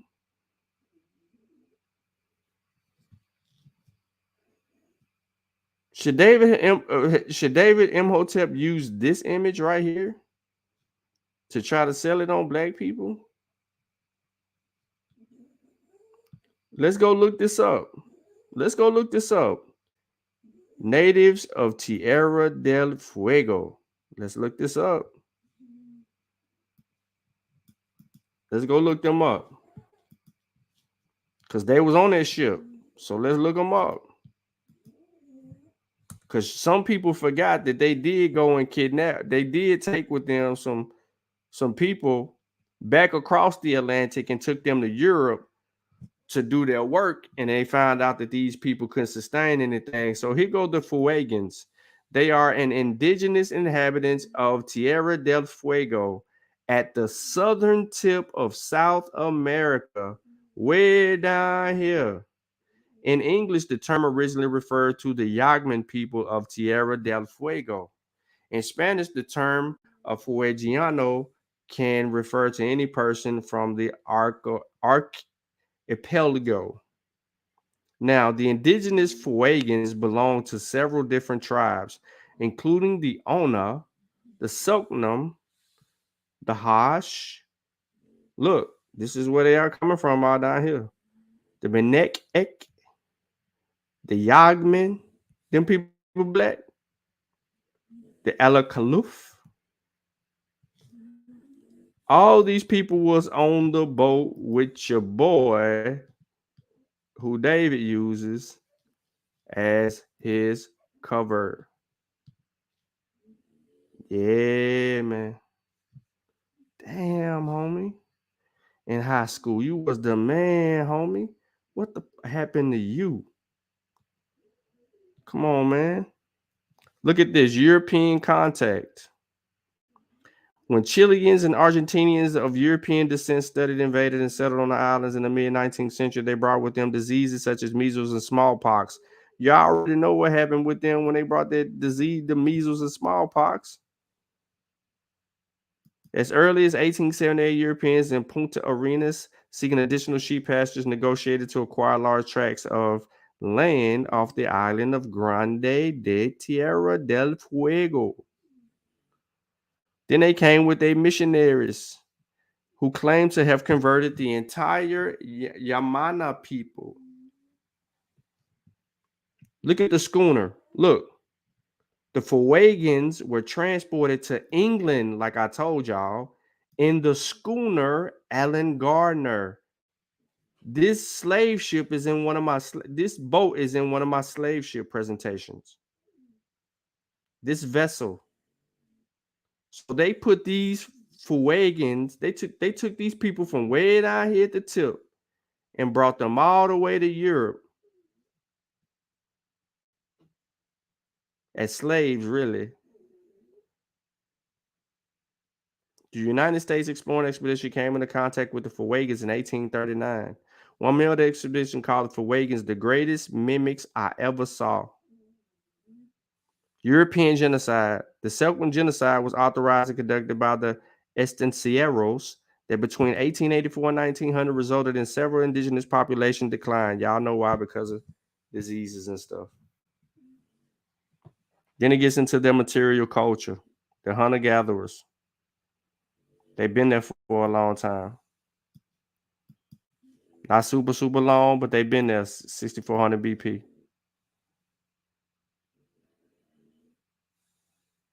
There you have it.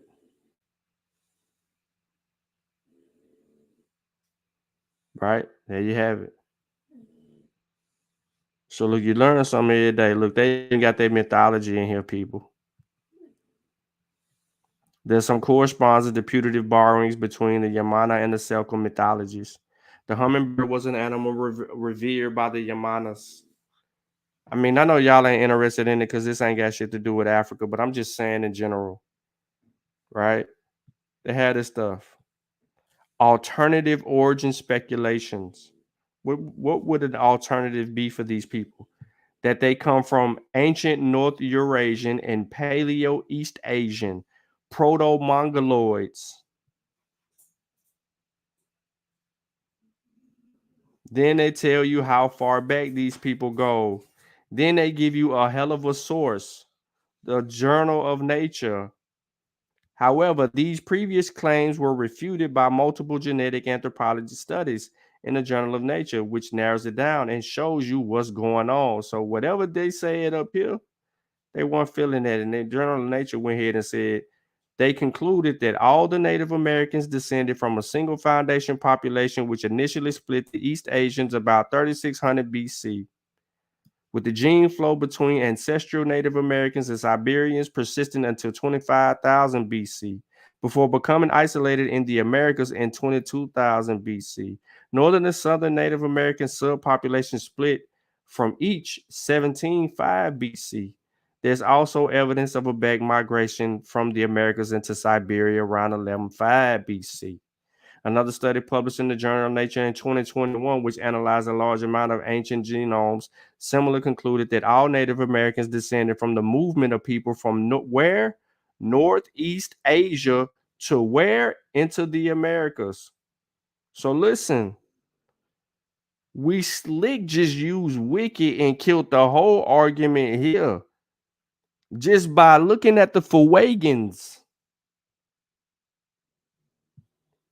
Because we went and got the Journal of Nature. The Journal of Nature and updated it. Okay, people, I know y'all want this source. I know y'all like, come on, Sean, with the come on, bro. Why you just gonna do us like that, bro? Why you ain't gonna give us that real deal? Why you gonna send us there, bro? Huh? Come on, man. I'm gonna give y'all that work, bro. I ain't even gonna do y'all like that. I'm gonna give y'all that work. Cause you know, I don't care. I'm gonna give y'all the work. Here it come in the chat. Live and hot and off the press. Here it come in the chat. Come on, Sean. Drop your sources. See, everything's a learning experience over here. Everything. Nah, we don't do no discourse over here, homie. All our sources is in the descriptions of our videos. If there ain't no sources in the description of the videos, it's because I decided to go free for all on y'all.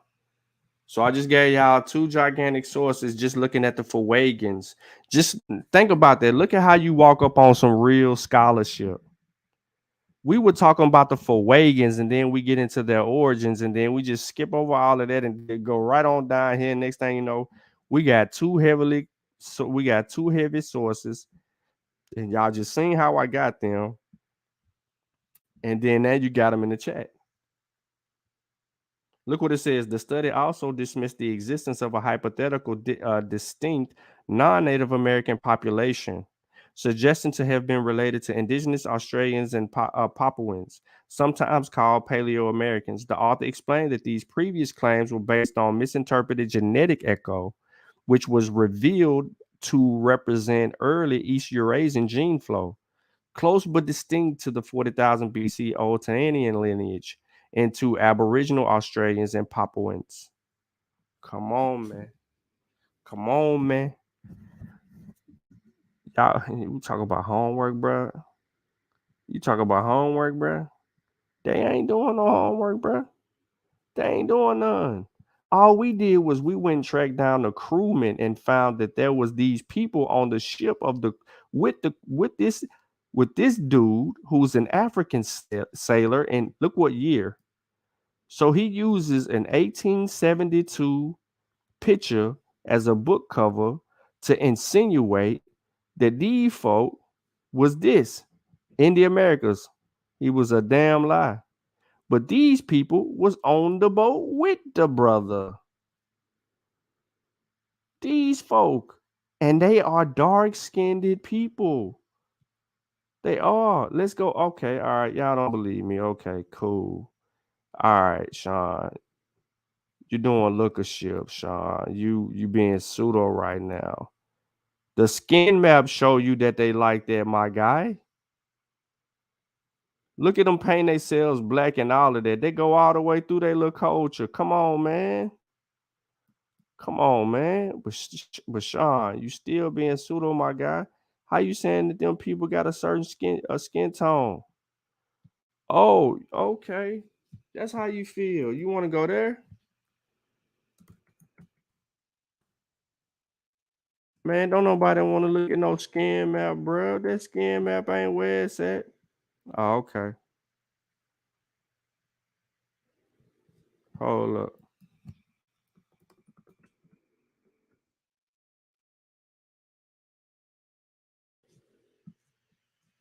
Hold up.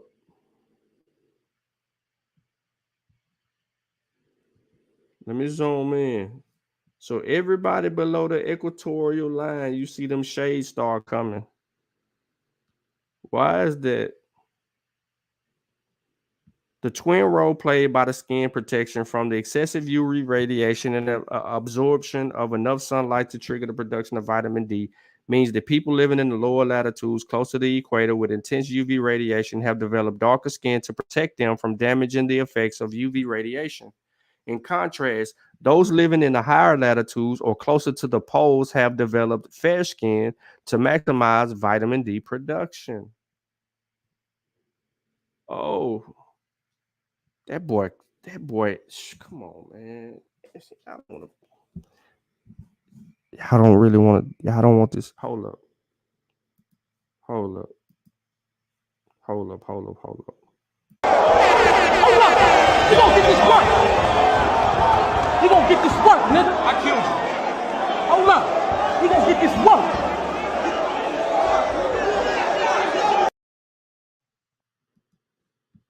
I think it's a game out this motherfucker, but your boy be on it. I don't need. Listen, bruh. Once you learn research methodology, that's all you really need. You can use research methodology to help you do everything that you do in life. You can use proper research methodology to help you have a successful day at your job. You can start that joker off by asking yourself a couple of questions and then going through the flow of being able to properly assess how you're going to look at your day every day on the job. Yo, it's crazy what research methodology will do for you.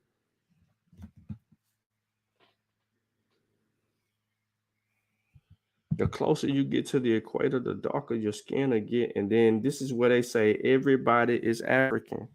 But they'll say everybody is black, and black will equate to African, which is disingenuous. Disingenuous. Yeah.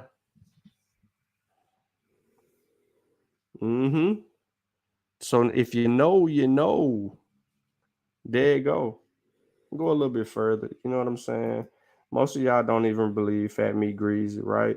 Fat meat greasy. Y'all don't believe fat meat greasy. Is that what you're saying to me? You don't believe fat meat greasy, do you? Come on, man.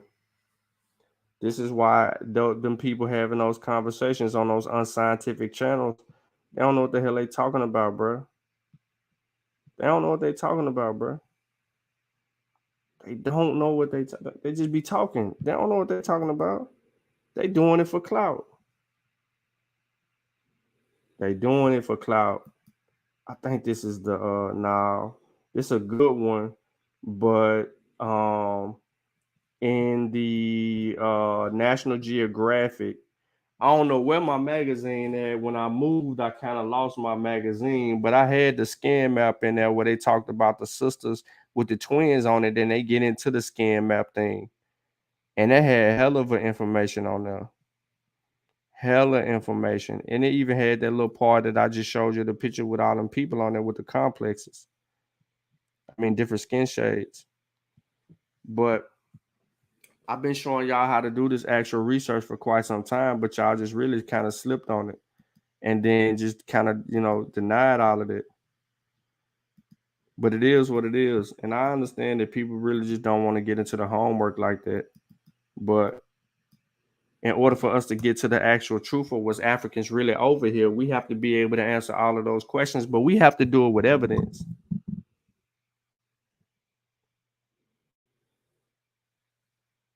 Our Discord sisters in the chat, she telling them that we should have one. She was telling Kofi. We voted against the Discord.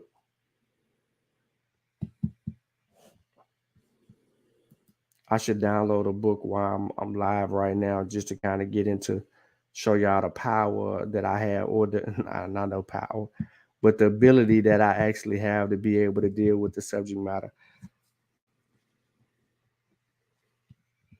Anytime that I want to, and I'll read the whole book cover to cover.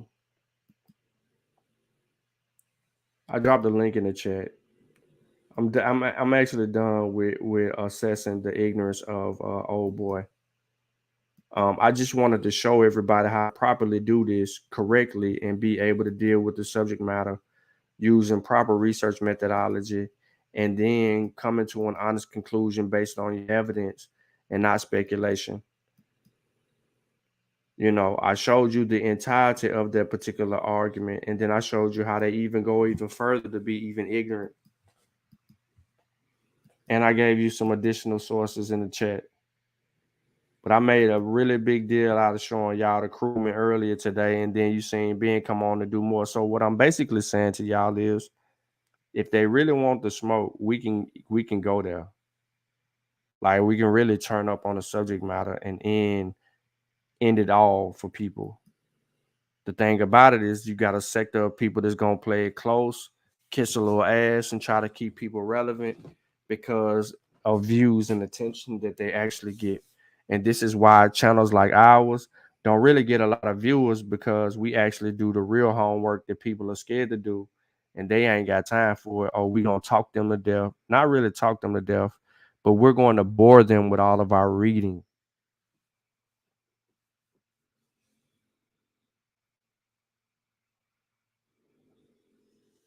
Yeah, we can say that.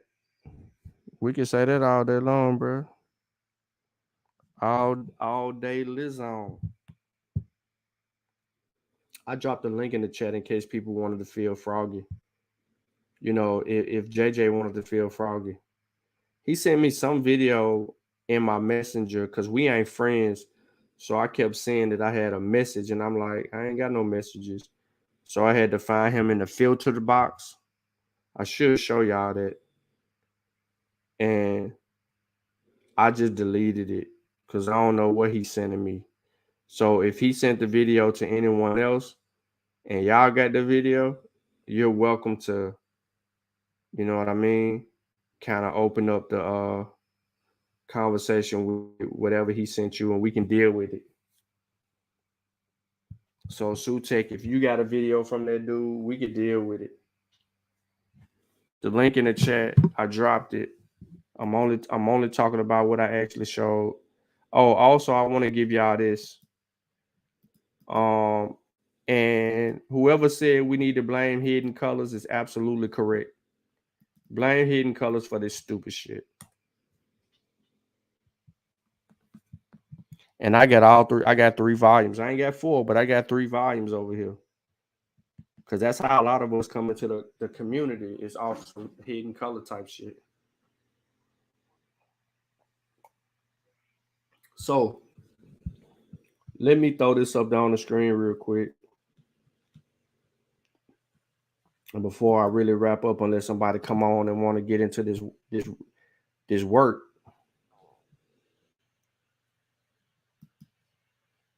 I want to get into another part of this particular video.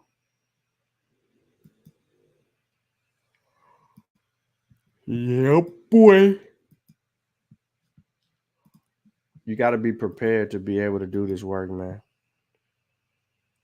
So that's your job in terms of doing the research, looking at the quality of the research. Who are the experts? Do you agree with Michael Gove or not? What's your position? I don't know if I've answered the question. Once I've got an essay title or a couple of essay titles, when I start working on them, I think it'll then fall into place. Because I'm trying to do it in theory at the moment. Well, it's harder, isn't it? Yeah. If you're just thinking theoretically like that, without a question to consider.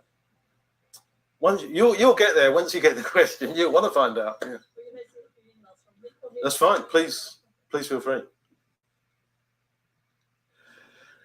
Well, that brainstorming mind map, I don't know what, was it a mind map? I don't know whatever you call it, the last slide.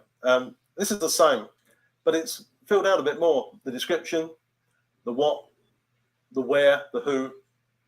It's completing those questions. And in fact, the description is really Let me pause the video and let me help everybody. What he is doing is he is taking you through the process on how to properly critique and think critically about whatever it is that people are going through. Ladies and gentlemen, the last arrows that you see is talking about what? Analysis and what? Evaluation. And you get that from what? Your critical thinking course. Here we go, the thinking map. So he is teaching his class the thinking map. This is high-level college education that you're getting from the Mossy Warrior Clan YouTube channel for free while people pay for this. Enjoy. Introduction, the background, the context, the problem, the topic. What is it? Okay, we're setting it out for the reader when we are writing our essay. So the reader is quite clear about what the issue is, why it's being discussed at this particular moment, what's led up to it.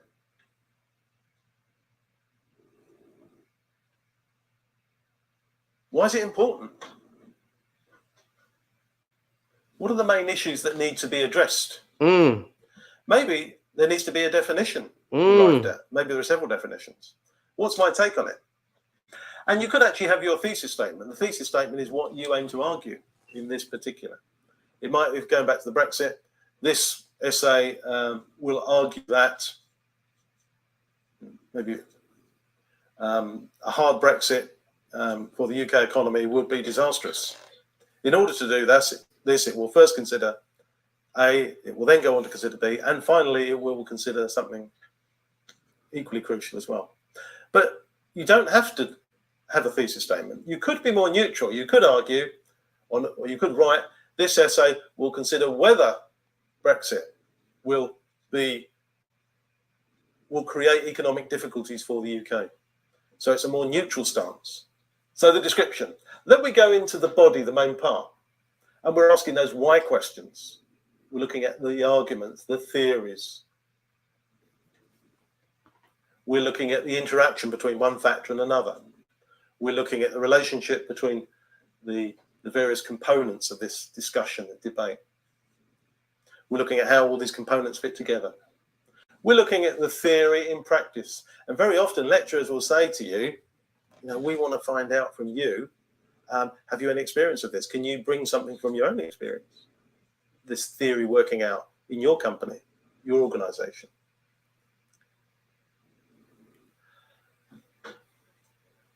What alternatives are there? What possible resolutions are there? So we're looking at situations, responses, alternatives, resolutions. We're considering the key issues. We're considering possible solutions, and we're looking at counter arguments and counter positions and the evidence supporting them. And when we've considered all of that, then we get into the conclusion. And that's what we've got to ask ourselves. So what? So what am I saying about this? What's my summing up? Based upon this argument, this evidence, in relationship to the question, what am I saying? What's my overall conclusion? And so what? What is the significance of that? What are the consequences of that? What does it mean? What needs to happen next? What can I be learned from this? What can be learned from this? And is this information transferable? If I was looking at, say, small businesses, a particular theory, would that relate to other scenarios, other situations? Or is it just limited to this particular question?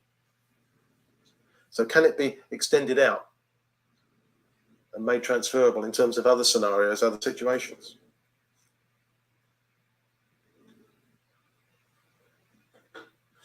And some examples of description where you're stating what happened there.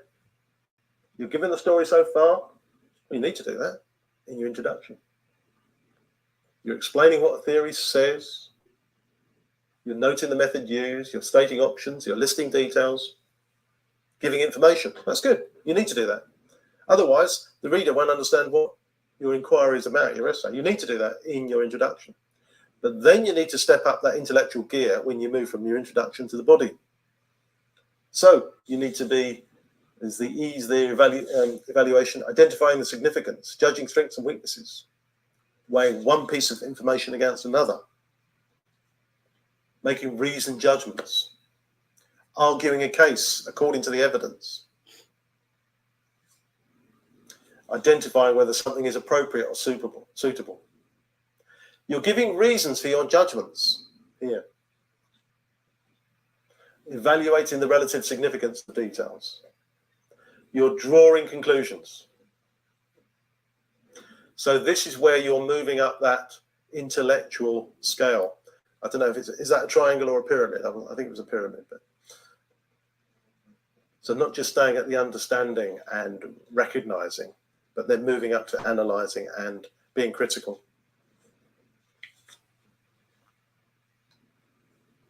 So a really important thing we need to do is we need to evaluate information.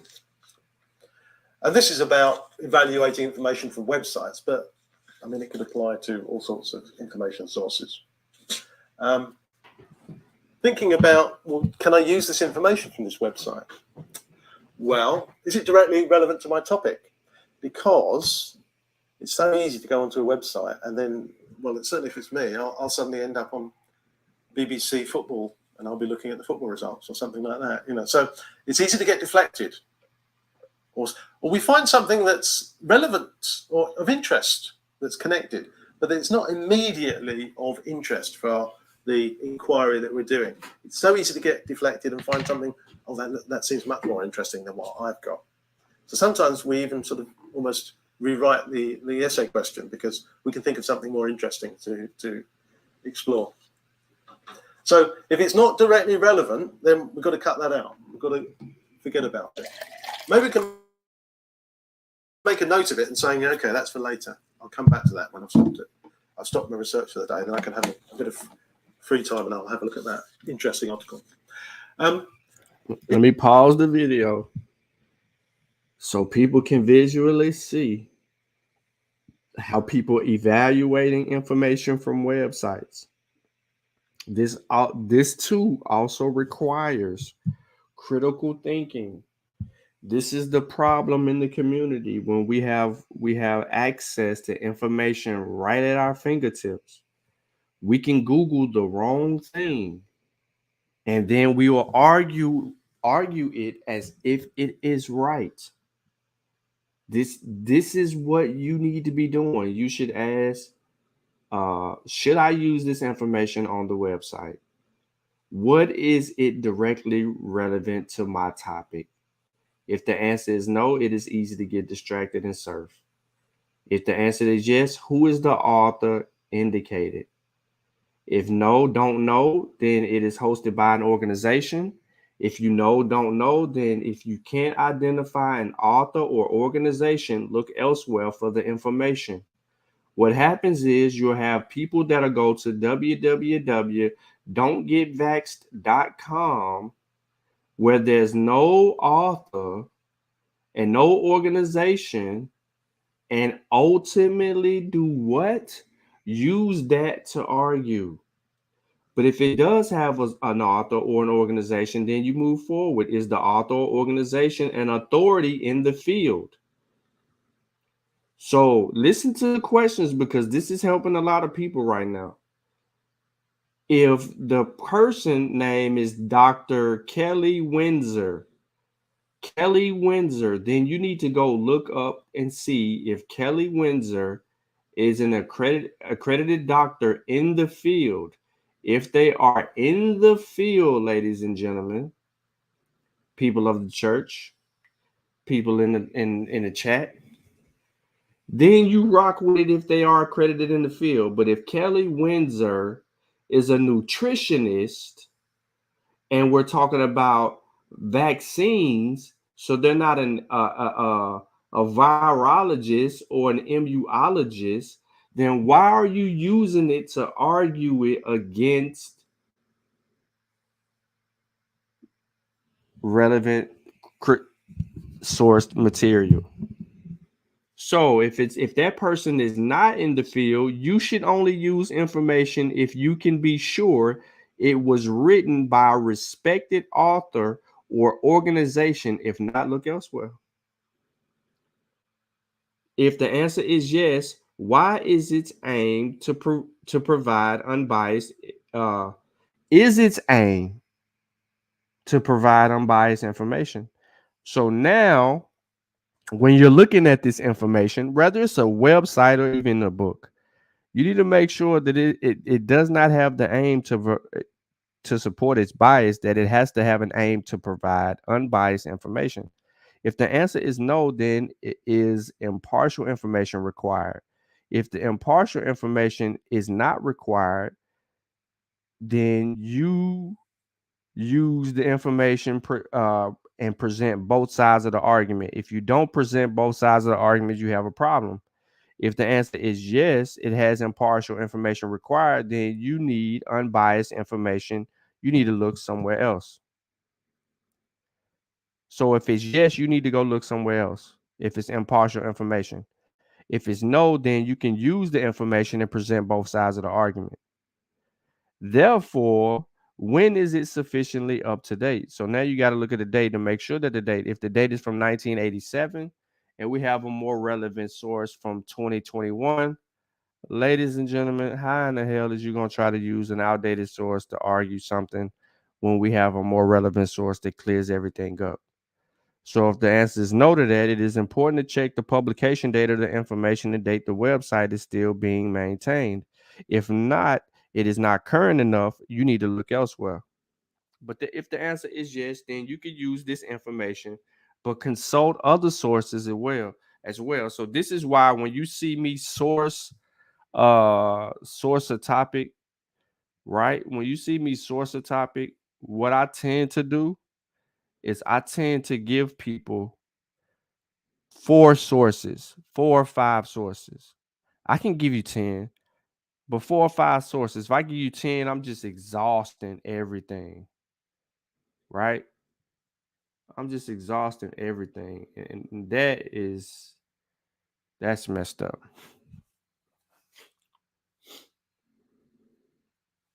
So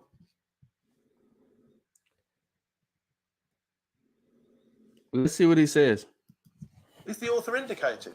Because we don't necessarily always know who the author is on a website. So that's important because the author needs to be an expert. Otherwise, we are basing a case on somebody who doesn't know any more than we do. We need to know who this author is. Are they an expert? Or is it hosted by an organization? Sometimes we don't know the individual, but we know the name of the organization who run the website. So what is this organization? Can we use what they've got to pontificate about in this particular subject? Is the author an organization or organization an authority? Well, yes. Yeah, we need them to be an authority. Does our inquiry or does this information need to be unbiased information? Maybe it needs to be totally impartial. But then if that was the case, then we probably couldn't use sources like from The Economist or the Financial Times, because you could say, well, that's not unbiased, is it? They've got political points of view. So that's okay using unbiased information, but you need to qualify it in your writing. You need to qualify it by saying something like, however, it must be borne in mind that this issue is being addressed from a particular political perspective or economic perspective. So we're telling the reader, yeah, we're aware that this is a biased piece, but it's of interest, useful to consider because, and we're explaining why we're using it. So we need to be sure ourselves that it's of use. And we need to consider, is it up to date?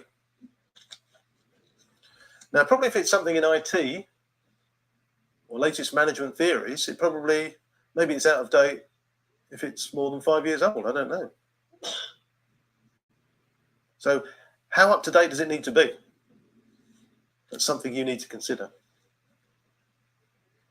So it's worth going through that process when you are considering the credibility of the resources that you're aiming to use for your research.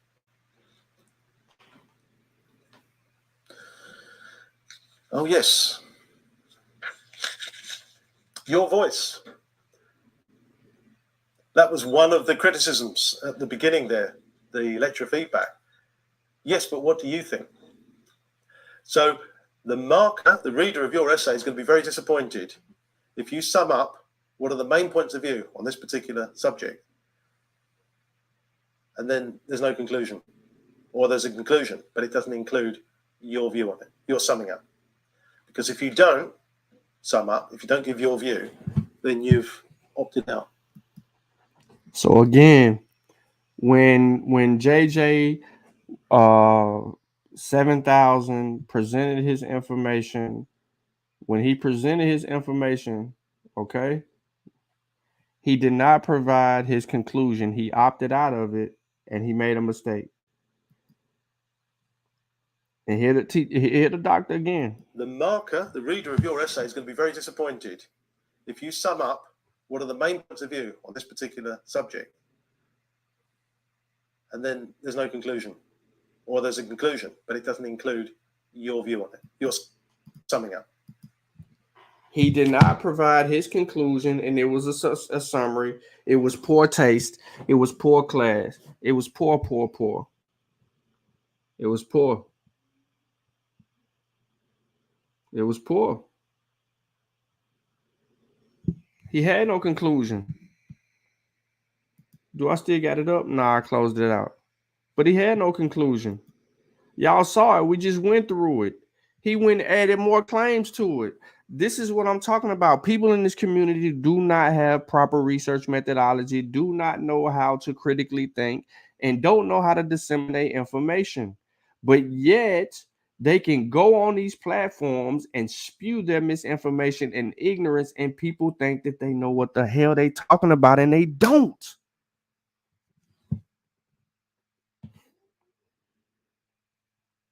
They go for all of them. If they ain't Masi, if they ain't Magi, if they ain't the Seshu, if they ain't Asar, if they ain't Kofi Pasa research team, you ain't getting the real homework. You are not getting the real homework.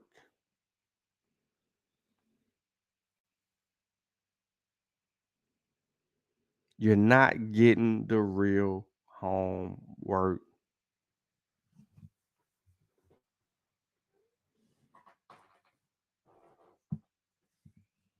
You're getting impartial opinions.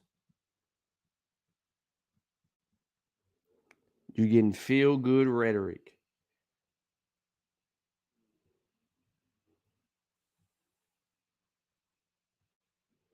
That's what you're getting.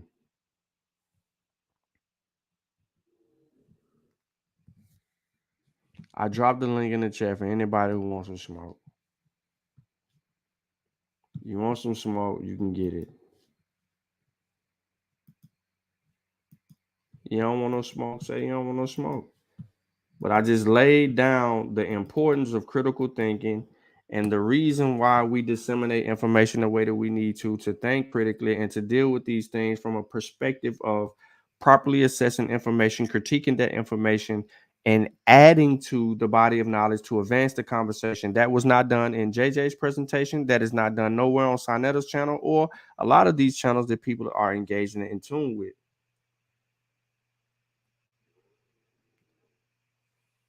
Period. Point blank. Failures.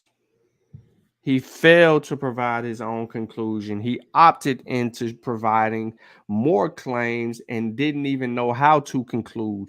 And he was prepared to debate and argue with someone without even having done proper research methodology. He says, I think that if you watch 45 minutes of YouTube videos per day for a week, YouTube gives you a PhD. That boy crazy. This video is from the video that I have is a critical thinking video. It's from a workshop. It's called Study Skills Workshop of Critical Thinking, and it's from the University of London. And that doctor is a part of the University of London, and that's what he teaches. He teaches that course. So when I told you, Jerome, that you're getting college level education from a PhD, I was not joking, bro. That's the real homework.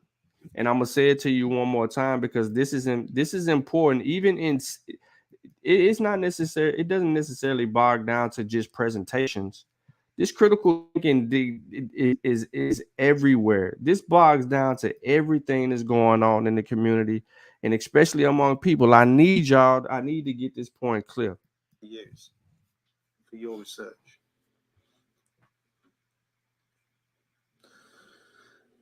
Oh, yes. Your voice. That was one of the criticisms at the beginning there, the lecture feedback. Yes, but what do you think? So the marker, the reader of your essay is going to be very disappointed if you sum up what are the main points of view on this particular subject, and then there's no conclusion, or there's a conclusion, but it doesn't include your view on it, your summing up. Because if you don't sum up, if you don't give your view, then you've opted out. And the reader's going to be rather frustrated because they want to find out, well, what do you think? What's your summing up? It's like the judge. You know, you're in the court there. You've listened to all the evidence. It's been very interesting. And then the judge is going to sum up, and the judge is gone. Hasn't said anything. Well, what's the verdict? What's your verdict? Now, sometimes it's not possible to arrive at a verdict in the sense of that there is not enough evidence to go one way or another. Maybe the evidence is evenly balanced. And it would be artificial if you... Oh, yeah.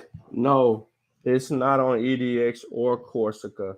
This is an actual University of London class. This is people that are enrolled at a university and are taking a class, and he just so happened to film this lecture. He just so happened to film this workshop. But people register for this. This ain't, you can try to find a critical thinking course on Corsica if you would like to. If you can get that free game, then you could do that. Get the free game and take it on Corsica. But most people ain't gonna go to Corsica. The whole point of this is we talking about Africans being in the Americas before Columbus, and then we don't even get a mother freaker to give us his conclusion based on his research. He gives us someone else's research, and then he adds on more to the he adds more to it. More claims to it, y'all. This is pathetic. And that's why I keep playing this part of it over. Your voice. That was one of the criticisms at the beginning there, the lecture feedback. Yeah, but what do you think? So the marker, the reader of your essay is going to be very disappointed if you sum up what are the main points of view on this particular subject. And then there's no conclusion. Or there's a conclusion, but it doesn't include your view on it, your summing up. Because if you don't sum up, if you don't give your view, then you've opted out. And the reader's going to be rather frustrated because they want to find out, well, what do you think? What's your summing up? It's like the judge. You know, you're in the court there. You've listened to all the evidence. It's been very interesting. And then the judge is going to sum up, and the judge is gone. Hasn't said anything. Well, what's the verdict? What's your verdict?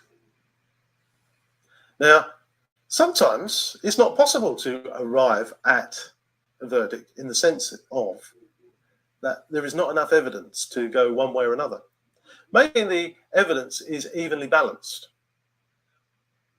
And it would be artificial if you flicked a coin, or if you said, oh, I just think this is very, very slightly more likely than it's more or less equal. So it's perfectly fine to write that. Based upon the evidence, it is not possible to arrive at a conclusion. And very often, academics will write that in academic journals. More research needs to be done. That's fine. As long as you've reasoned it out and looked at all the evidence.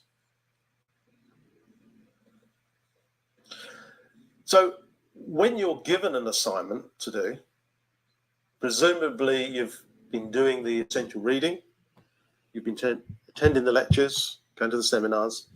So you've probably built up a knowledge base on that subject, even if it's brand new to you. Snowball, absolutely, he did it. Come on, man, you weren't paying attention before, bro. I mean, I know you came late and all of that. I know you came late and all of this, Snowball, but you mean to tell me that okay, hold on. Let's catch Snowball up real quick, y'all. Let's catch the dude up real quick. Give me a second.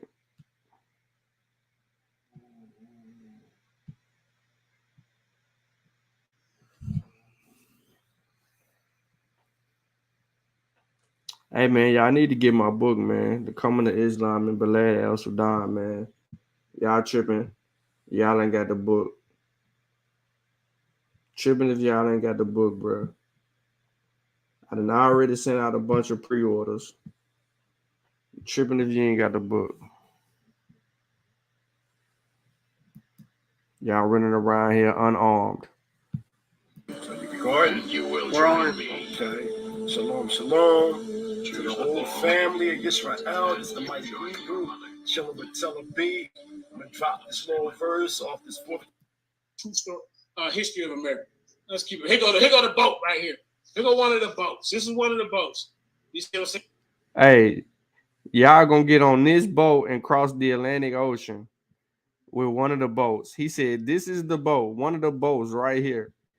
Y'all gonna get on this boat right here and travel across the Atlantic with no place to store food, no place to store your clothing to keep them warm and safe, no place to store jack shit because you don't even know how much you need.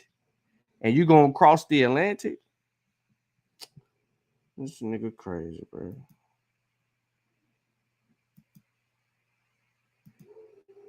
All right, so you tell me if this is a conclusion. I'm gonna let it rock out to the 250 point. But they already seeing these people. They see them when they come over. But Garfield wants to say, "Oh no, we only came over here. We only came over here like slavery or Columbus, brother. You know, that type of stuff. We got to give us some credit, bro." Okay. Not only do the colossal Olmec stone heads resemble Black Africans from the Ghana area, but the ancient religious practice of the Olmec priests were similar to those of West Africans, which includes shamanism, the study of the Venus complex, part of the traditions of the Olmecs, as well as the Ono and the Dogon people of West Africa. All right. The language connections is significant, as it has been found out that through decipherment of the Olmec script, that the American Olmec spoke the Mindi language. I kind of touched on that. Okay, let's keep it moving. We almost through this. Okay, Africans not only came here before Vikings or any other old world group, but they left an impact upon America first. Did African people come to America, North, South, and Central America before Columbus' arrival in 1492? If so, what is the primary source of evidence do we have of their coming? The Olmec civilization is the oldest known civilization in America. In fact, the Olmec high culture is considered the mother culture of America. The Olmec homeland was, this is important right here. The Olmec homeland was in what is today Mexico. The Olmec were known as the Jaguar people, and they produced a very artistic, religious, and scientific culture. One of the important ceremonial centers for the Olmec was La Venta, Mexico. The leading historian in this case, Ivan Van Sertima, found that similar colossal bodiless heads have been found in only one other location in the ancient world. That's Tunis, the main harbor for seagoing ships of ancient Egypt. The phenotype of the stone heads are distinctly African, having full lips, broad noses, in some cases beaded braids, found only in Ethiopia at that time. The pyramid found at La Venta was like the pyramids of Egypt and Sudan, set on a precise north-south axis. Axial orientation have never been used by any building in the Americas prior to its appearance in the building of the pyramid at La Venta. Okay, what else we got? Let's skip. So I got a lot, man.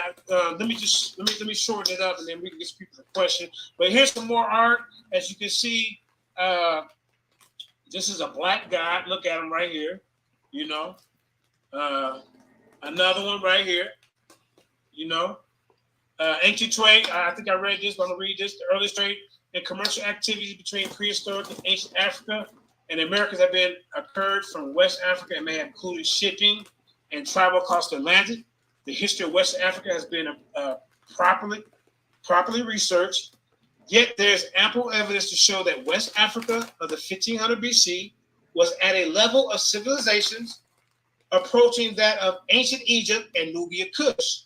In fact, there were similarities between the cultures of Nubia and West Africa. See, I guess I answered my own question with that one. I actually read you some questions he couldn't answer. I just figured it out. Okay. The cultures of Nubia and West Africa, even to the very similarities between the smaller scale hard brick clay burial pyramids built for West African kings at Kukia in pre-Christian Ghana and other counterparts in Nubia, Egypt, and Mesoamerica. Although West Africa is not commonly known for having a cultural or pyramid building, such a culture existed, although pyramids were created for the burial of kings and were made of hardened black brick. This style of pyramid building was closer to what was built by the Olmecs in Mexico when the first Olmec pyramids were built. In fact, they were not built of stone, but of hardened clay and compact earth. All right, so now I think I'm gonna end this. I got a lot. I'm gonna kind of All right. But let me show you one more thing. For years, Eurocentric archaeologists have largely turned the other cheek when it comes to the discovery artifacts from ancient Egypt. I'm just going to end it right there. But just right here, they found bodies over here that's connected to between the cultures of Nubia and West Africa, prehistoric between the of hardened hardened clay. Right here, they found bodies over here that's connected to Africa. But go ahead, son. That between the cultures of Nubia, parts of Nubia, Egypt, and of hardened clay. Right here, they found. This is conclusion in his argument. He got 65 slides. There's no conclusion on the slides. None. This body right here, he says, you heard what he said. Let's hear him again. Let's hear him about this body he talking about. Between the cultures of Nubia and West Africa. See, I guess I answered my own question with that one. I actually read you some questions that he couldn't answer. I just figured it out. Okay. The cultures of Nubia and West Africa, even to the very similarities between the smaller scale hard brick clay burial pyramids built for West African kings at Kukia in pre-Christian Ghana and other counterparts in Nubia, Egypt, and Mesoamerica. Although West Africa is not commonly known for having a cultural or pyramid building, such a culture existed, although pyramids were created for the burial of kings and were made of hardened black brick. This style of pyramid building was closer to what was built by the Olmecs in Mexico when the first Olmec pyramids were built. In fact, they were not built of stone, but of hardened clay and compact earth. All right, so now I think I'm gonna end this. I got a lot. I'm gonna kind of all right. But let me show you one more thing. For years, Eurocentric archaeologists have largely turned the other cheek when it comes to the discovery artifacts from ancient Egypt. I'm just going to end it right there. But just right here, they found bodies over here that's connected to Africa. Well, go ahead, son. I want somebody to call.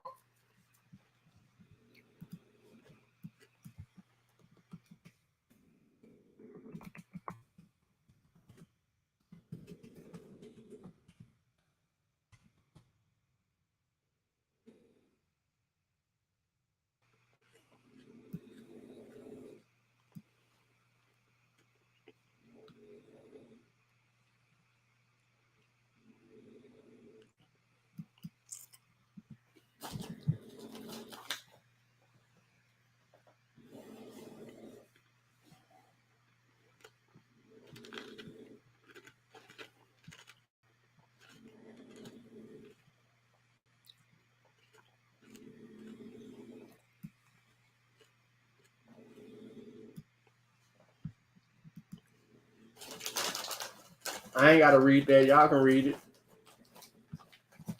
I ain't got to read it. You can read it. The research analysis highlights the genetic and cultural connections between modern-day Mexicans and the roughly 130 to 150,000 enslaved Africans sent to Viceroyalty of New Spain, encompassing what is now California, the central and southwestern United States, in the land least of Gulf of Mexico between 1518 and 1779. So what I want to do is I want to find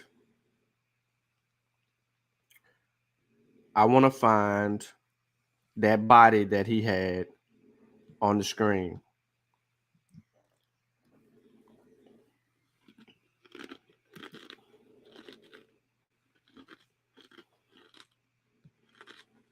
Mm-hmm.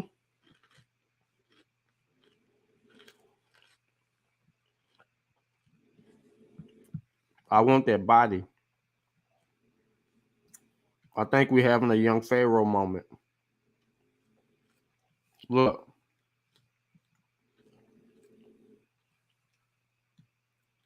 Mm-hmm. We're having a young Pharaoh moment.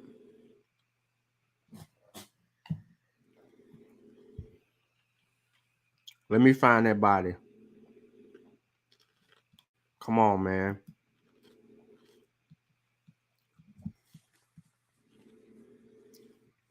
Come on, man. Don't make me do this the hard way. Let's do it live where I can deal with it directly while everybody tapped in. Let's find that body.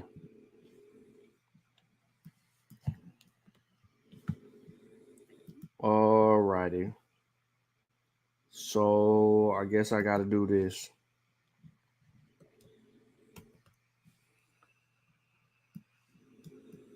All right. Let me say this, man. Hey, brother, I got to say this. It is no wonder these guys are running from you. Brothers like Captain Cesario.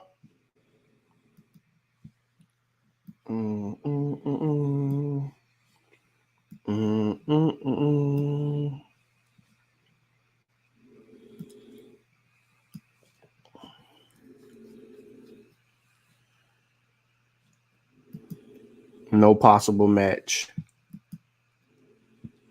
Damn. So the screenshot method didn't work. And his icons are in the way. Discovered in the new Stop the Foolishness, Garfield. Ancient African skeletons. Okay. Ancient African skeleton found in the New World.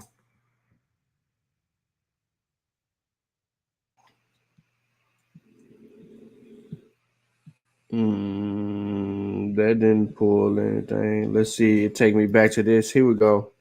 Let's see if it's in his source right here. Yeah, because he showed this. He showed this in his presentation. Mm-hmm.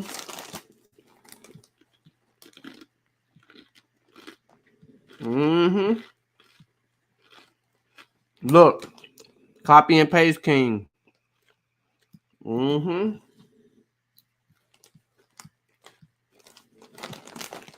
Mm-mm-mm.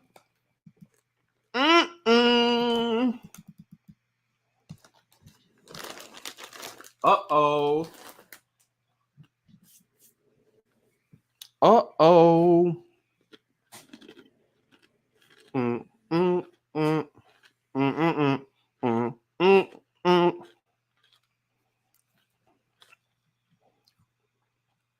Is that a sarcophagus? Is that a What is this? There have been many instances of archaeologists discovering skulls and skeletons that they believe clearly belong to African descent. Polish professor Andrzej Roszyński revealed the discovery of African skulls at Olmec sites in Tlatelolco, Cerro de las Mesas, and Monte Albán. Even more ancient African skeletons that would clearly predate Columbus' arrival in the Americas were discovered throughout Central America and South. Okay, so we don't have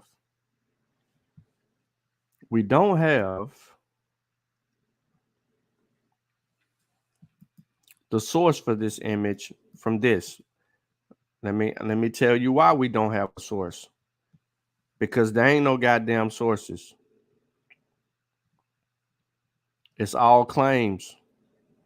There ain't no damn sources. JJ put this whole person shit in here. So what I have to do is I have to find this photo somewhere else. So what I have to do is see if I could screenshot it again and locate the actual source of this photo. And I don't care if I'm doing it live. It's everybody can learn. If I get the screenshot correct and I'm able to deal with it properly and I find the source of it, we're going to have a live demonstration of that answer. So guess who it is, ladies and gentlemen? Uh-oh. Uh-oh. Uh-oh. Uh-oh. Uh-oh. Uh-oh. Uh-oh. I love it when I do this shit live. I love it when I do this. Y'all don't even know what I just did. This is who? I told you it was a sarcophagus.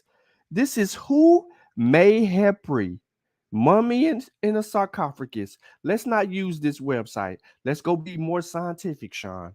Let's go be more scientific, Sean. Let's go be more scientific, Sean. Do not sit here and do JJ like this. Do not sit here and say that you just destroyed his presentation using. Nope, don't do that, Sean. Nope, don't do that. You can't. This dude used this in his presentation to say that this dude was an African in the New World. This dude just used Mayhepri's body to say that he was in the New World.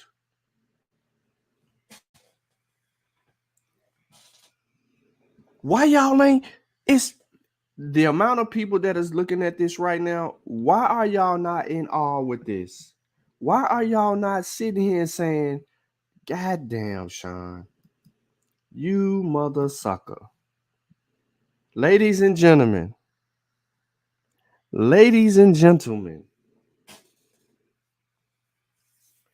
ladies and gentlemen. Nah, I wasn't letting that play, bro. When I told you that we was having a YP moment, now y'all can go and y'all can go hard at him. Sutek, you can inbox him. You can go hard at him. We have it. We have it. I cleared up the whole image search. This is Mayhepri. Now, we ain't got to use all of this. We can be a little bit more clearly because down at the bottom it's going to say see more.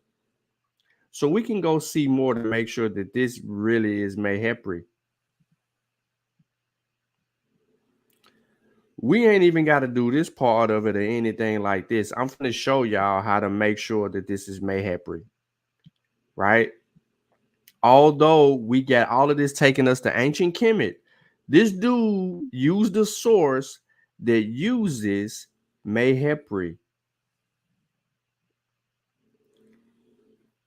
They used Mayhepri. They used them. I ain't making this up. They used Mayhepri. When I told you this was when I told y'all that this was a young Pharaoh moment, I was not joking. This is the body that he uses. What does this say in the description down here? Mummy of Mayhepri. Mayhepri was an ancient Egyptian noble buried in the tomb KV 36. Mayhepri. So let's go to the source and let's go look. Dun dun dun dun dun.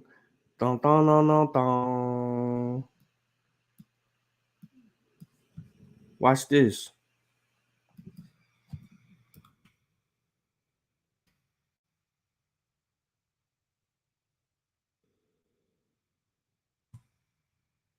Dun dun dun dun dun. It take us back there. But we ain't even got to do that. We can do this right here. We can find it. National Geographic. Each mummy picture scans of heart disease replicated in 52 mummies. Let's see if your boy shows up. Let's see if Mayhepri shows up, ladies and gentlemen. There's a sarcophagus. I told y'all when I looked at the picture and seen the sarcophagus, I was skeptical at that point. There you go. There go Mayhepri. Now, let's line Mayhepri up with his source because we just don't want to jump down his source, right? Look, y'all. That's Mayhepri. You think I'm playing? Let's do it side by side. Let's do a three-way comparison. You see his source right here. Here's his source. Here you go, right here. Here's the image. You don't believe me that he's using the image from this place? Look at his slides to the left. There's Christopher Columbus, and then there's ancient Egyptian artifacts. Watch this. If you think that I'm making this up, there's the artifacts, and then he reads it verbatim there, and then watch this. There's Christopher Columbus. This is his source. Now, look here. This is Mayhepri. Mayhepri. Mayhepri. Mayhepri, ladies and gentlemen. And his source says, ancient African skeletons discovered in the New World. Why y'all are not commenting? Oh, some of y'all sleep, huh? I didn't put you to sleep. I didn't put you to sleep, huh? This nigga done used a bad source to insinuate that this is an African in the New World. Okay. Okay. Okay. Let me since somebody's so interested in the cause, I'm gonna let this play and then I'm gonna make this post. Garfield, no wonder they are running from your scholarship. And I just think you killed two birds with one stone. I don't think Reggie will come in this link tonight. Reggie C was real. You just killed two scholarly groups tonight, JJ, with one stone. That is the Amun Ra squad. You single-handedly dismantled them. And Garfield, the Dagger squad, you have single-handedly just went in on that. And they're going to have to come on here, man, and answer these questions. And I'm going to give Uncle and them a call to see if they would like to address some of these things. You came in with your receipts and you kicked. Hold on. Hold on, y'all.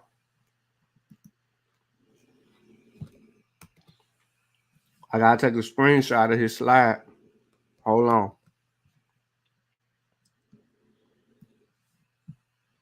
Whole page. Boom. Boom. Boom.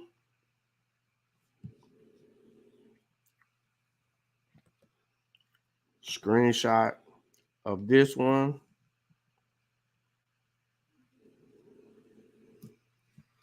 Mayhepri. Let me go back to all the images with Mayhepri on it. And let me screenshot those. Screenshot.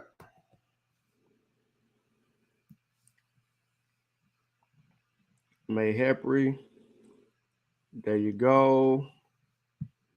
And now I'm going to let this play. Hold on. Somebody came in here. All right, it's just Sutek. All right, let me put my Facebook post up. Go ahead, Sutek. I'm finna make my Facebook post. And you can tag them in it and all that because it's gonna be public. It's crazy that you had to dig for that. That shit don't make no sense. Why wouldn't you have the source up there? How are we why gonna know where you got this information from? Mm-hmm. And I noticed that was a theme in his presentation. A lot of his information didn't have no sources. Mm-hmm. Yeah, you gotta do better, JJ. If you could put your ego to the side and actually watch, pay attention, and learn something, you could be a better Hebrew. You'll still be wrong about being a Hebrew and Africans coming to America, but at least you'll have a stronger argument.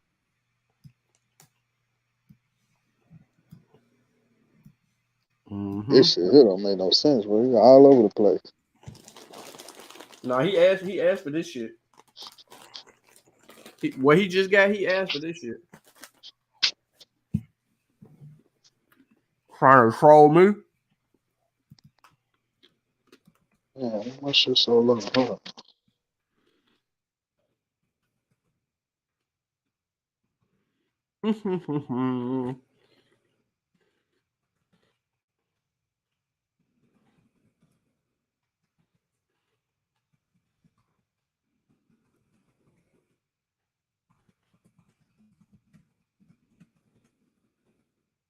Okay, hold on, y'all.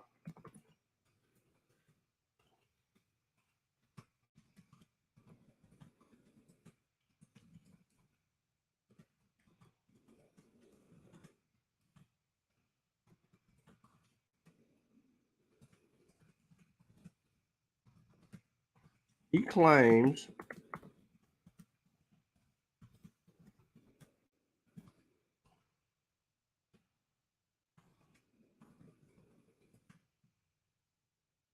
said the skeletons right here.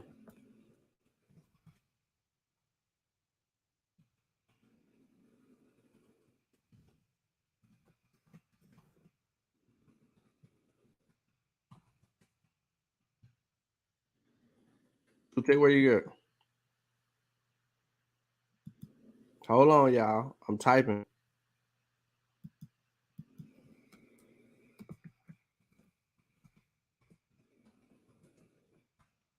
He's correct. It is African.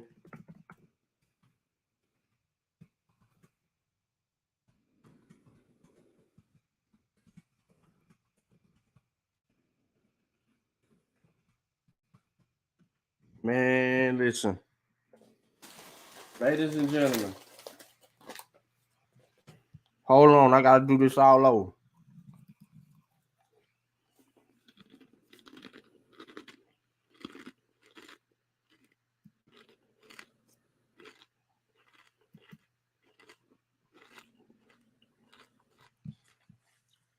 I want to do this live because I want y'all to see what I'm doing. Mm-hmm. I'm going to do this live because I want what y'all do. Plus, I don't want no dead silence. Yeah, I'm eating some grass.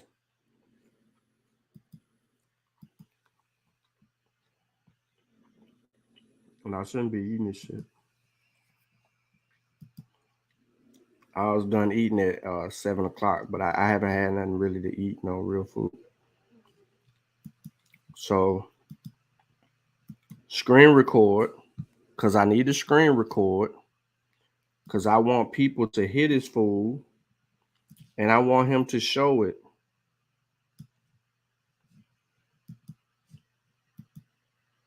Of hardened clay and compact earth. All right, so now I think I'm gonna end this. I got a lot. I'm getting kind of tired. All right. But listen, let me show you one more thing.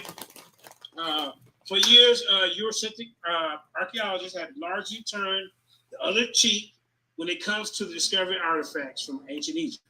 I'm just going to end it right there. But just right here, they found bodies over here that's connected to Africa. But go ahead, son. I want somebody to call in. All right. Let me say this, man. Hey, brother, I got to say this.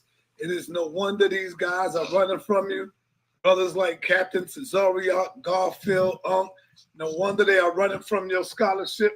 And I just think you killed two birds with one stone. I don't think Reggie will come in this link tonight. Reggie C was real. You just killed two scholarly groups tonight, JJ, with one stone. That is the Amon Ra squad. You single-handedly dismantled them. And Garfield, the Dagger squad, you have single-handedly just went in on that. And they're going to have to come on here, man, and answer these questions. And I'm going to give Unc and them a call to see if they would like to address some of these things. You came in with your receipts, and you kicked that ass today, man. So I got to give you one. I don't know if Reggie want to come up in here. Reggie see what's happening. But anyway, it's time to call it in, y'all. Make sure you're respectful. This is JJ's show. When JJ gets tired of talking to you, all you got to do is say, "Sir, next caller," like I do everybody else. Don't get mad at me. It's up to JJ if you want to continue to talk to y'all. All right? So you know the number. Call it in. You know the number. There you go. Thank you, Max Bird, H. Millette. You know the number. Call it in. Call it in. And let's get busy. Hey, Michael Edwards, what do you think about the presentation? You still there? Yeah, brother, I'm still here, and I wanted to tell JJ, man, I'm proud of you, brother. Just like Sadetta was saying, all the information that you brought was all facts. All facts. The beautiful interjections about Professor Winters, Clyde Winters, which also wrote books about the Greeks. The first Greeks were black, and all of these things. Man, great job, great job, great job. Straight up. All right. Peace and Black Power family. What's your name? Where you calling from? This is Brother Lionel. Lionel, what it is, my brother? Talk to me. All right, I got a question for JJ. Yeah, JJ, Brother JJ 7000. Go ahead. My question to you, brother, and I'm asking this in the most respectful way possible. All right, listen. But why do you think that broad noses and thick lips are African features, are synonymous with black folk? That's part of our DNA. I mean, you don't see a lot of white folks with thick lips and broad nose. That's part of our phenotype. I mean, I'm not. I mean, are you saying just because they got broad noses and thick lips that the Olmecs that they don't really prove that? But like if you was listening, I went through the religion, the linguistics. You know what I'm saying? I showed that Africans been coming over here way before Columbus. You know, but that's my answer to your question. Okay. All right. Thank you, Brother Lionel. Appreciate you. You're welcome. All right. Come on, y'all. Come on. Let's go. Call it in. We got JJ 7000 in the building. We got JJ 7000 in the building, man. Yo, sir, can I land back off of Brother JJ? Go ahead, brother. There's a book that I wanted to put out, The Mysteries of the Mexican Pyramids. Peter Tompkins. Peter Tompkins talks about, and this was an older college curriculum book, so it's easily accessible. The Mysteries of the Mexican Pyramids. Peter Tompkins. He talks about in that book, during the Spanish Inquisition and before the Spanish Inquisition, he speaks about the presence of Moorish philosophers in the Yucatan Peninsula, all through Mexico. And I thought that was stunning because that not only implicates West Africa, but it implicates North Africa and even Northeast Africa. And the beautiful point that the brother brought up about Ethiopia having the same, connection with these people here, the Olmecs and those statues. There's plenty of information about the government of Ethiopia and interaction with Mexican governments over the years. See that? We got another scholar here, Michael Edwards, who also knows some history on African culture. They're not scared to study African culture. This is why Captain Tazariak is afraid of JJ, because he knows JJ is going to take him into deep water. Captain Tazariak don't know no African history, and that's what JJ got over Tazariak, so he can get him in the Bible and then take his ass in the deep water with some history. Peace and Black Power family. What's your name and where you calling from? Peace, peace. What's your name? Where you calling from? Peace. Lord Messiah calling in from Lord's Island. What's going on, Lord Messiah? Peace. Doing all right. I had a question for the previous leader. I want to know pertaining to. Bro, the questions is horrible. This dude done brought out a whole Mesoamerican pyramid book to refer it back to North Africa and East Africa. And he said he in agreement with this dude.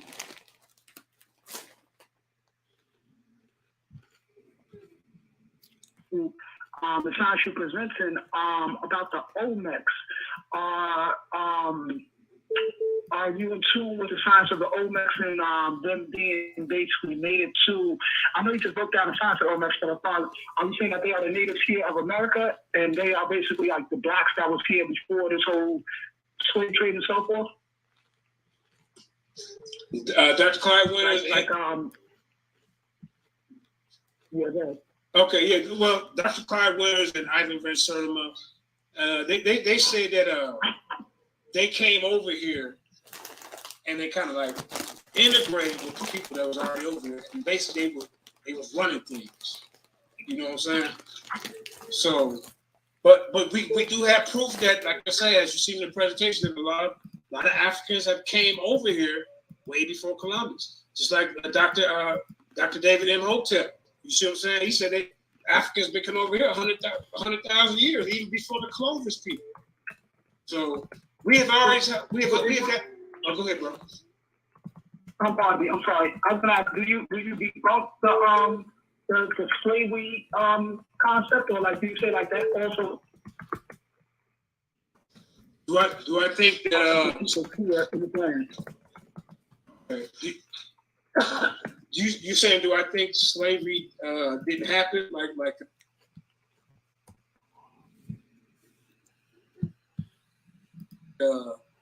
in reverse, like what Dave Calloway says? Is that like your question? Can you rephrase it? Yeah, I mean, like, because you got a lot of people that say, like, oh, the slave trade didn't happen, that's not real, and it was already here. Or is it that you're saying that the slave trade didn't happen, but however, there were still African peoples here before that whole thing took place? That part. I would go with that part. The second part you said. I would say also that they took the ones that was already here. I think they brought some over, and they also enslaved people that's already here. They vicious like it. You know, they don't care if you're here, so it's just easier for them, right? They tried the Indians, but they weren't strong enough to do the work. You know, and that was a trademark of the Spaniard. That was a trademark of the Spaniard, not only through Christopher Columbus, but what is his name with the Spaniard? Bro, I can't take no more. I'm sorry. But every time somebody piss me off and I start going into their stuff, and then they want to antagonize me instead of leaving me alone, I uncover more bullshit. And I'm glad that I did it live because it's documented and recorded.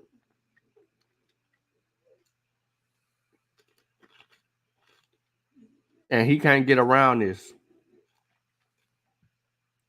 And there's a Facebook post in order to reference it. And everybody can go.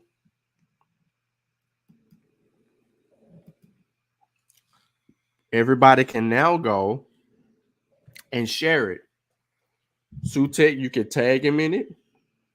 If you're a part of the Lions Den, his back chat, you can send it in there.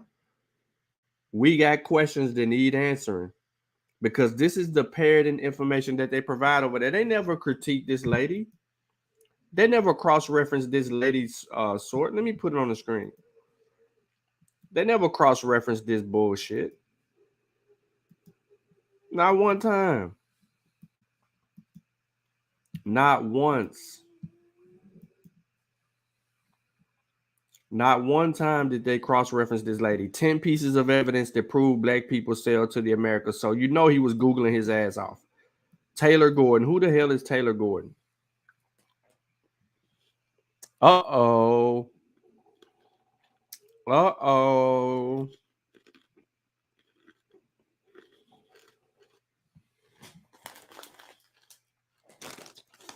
Mm-mm. Uh-oh. Taylor Gordon, are you affiliated with the Atlanta Black Star? Uh-oh. And you provided no sources for none of this stuff? Look.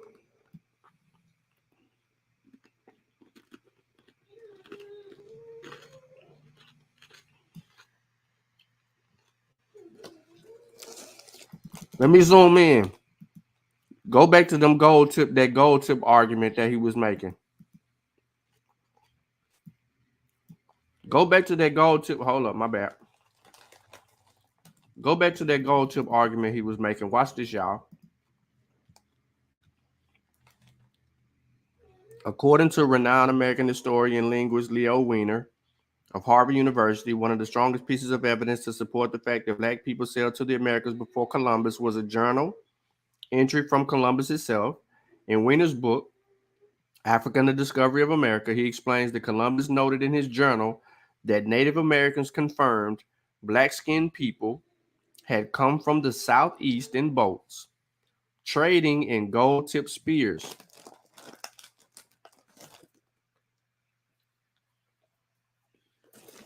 You heard him mention this 2 times.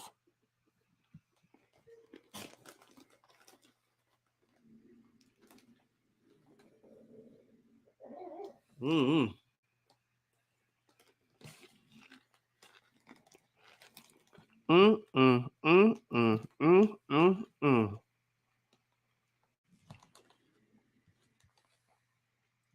Look at his sources. He didn't bring this out. He didn't bring the nicotine out because that's been beat up. He had this on the screen.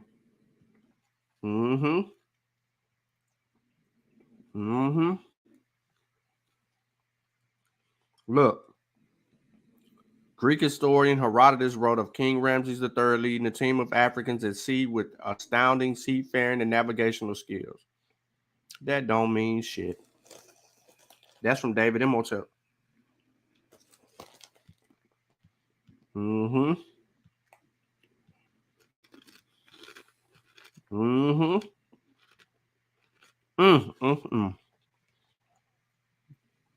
But this one took the cake.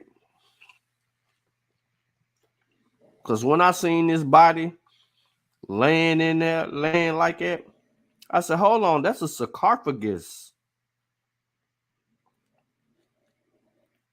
That's a sarcophagus. That ain't nowhere else but ancient Egypt, baby. Come on now. And look what they say. This was found. It was unearthed in what is now California. What is Mayhepri doing in California?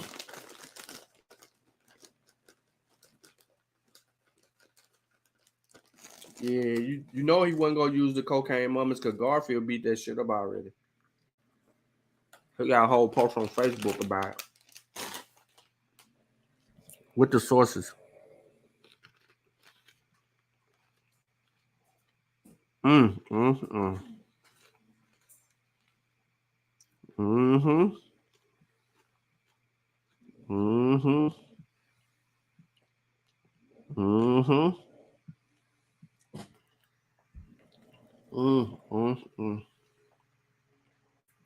Copy and paste king. Man, let me end this video, bro. Y'all go on my Facebook page and share this shit. He been caught red-handed on a live stream. It's a wrap. Man, I'm out this joker, bro.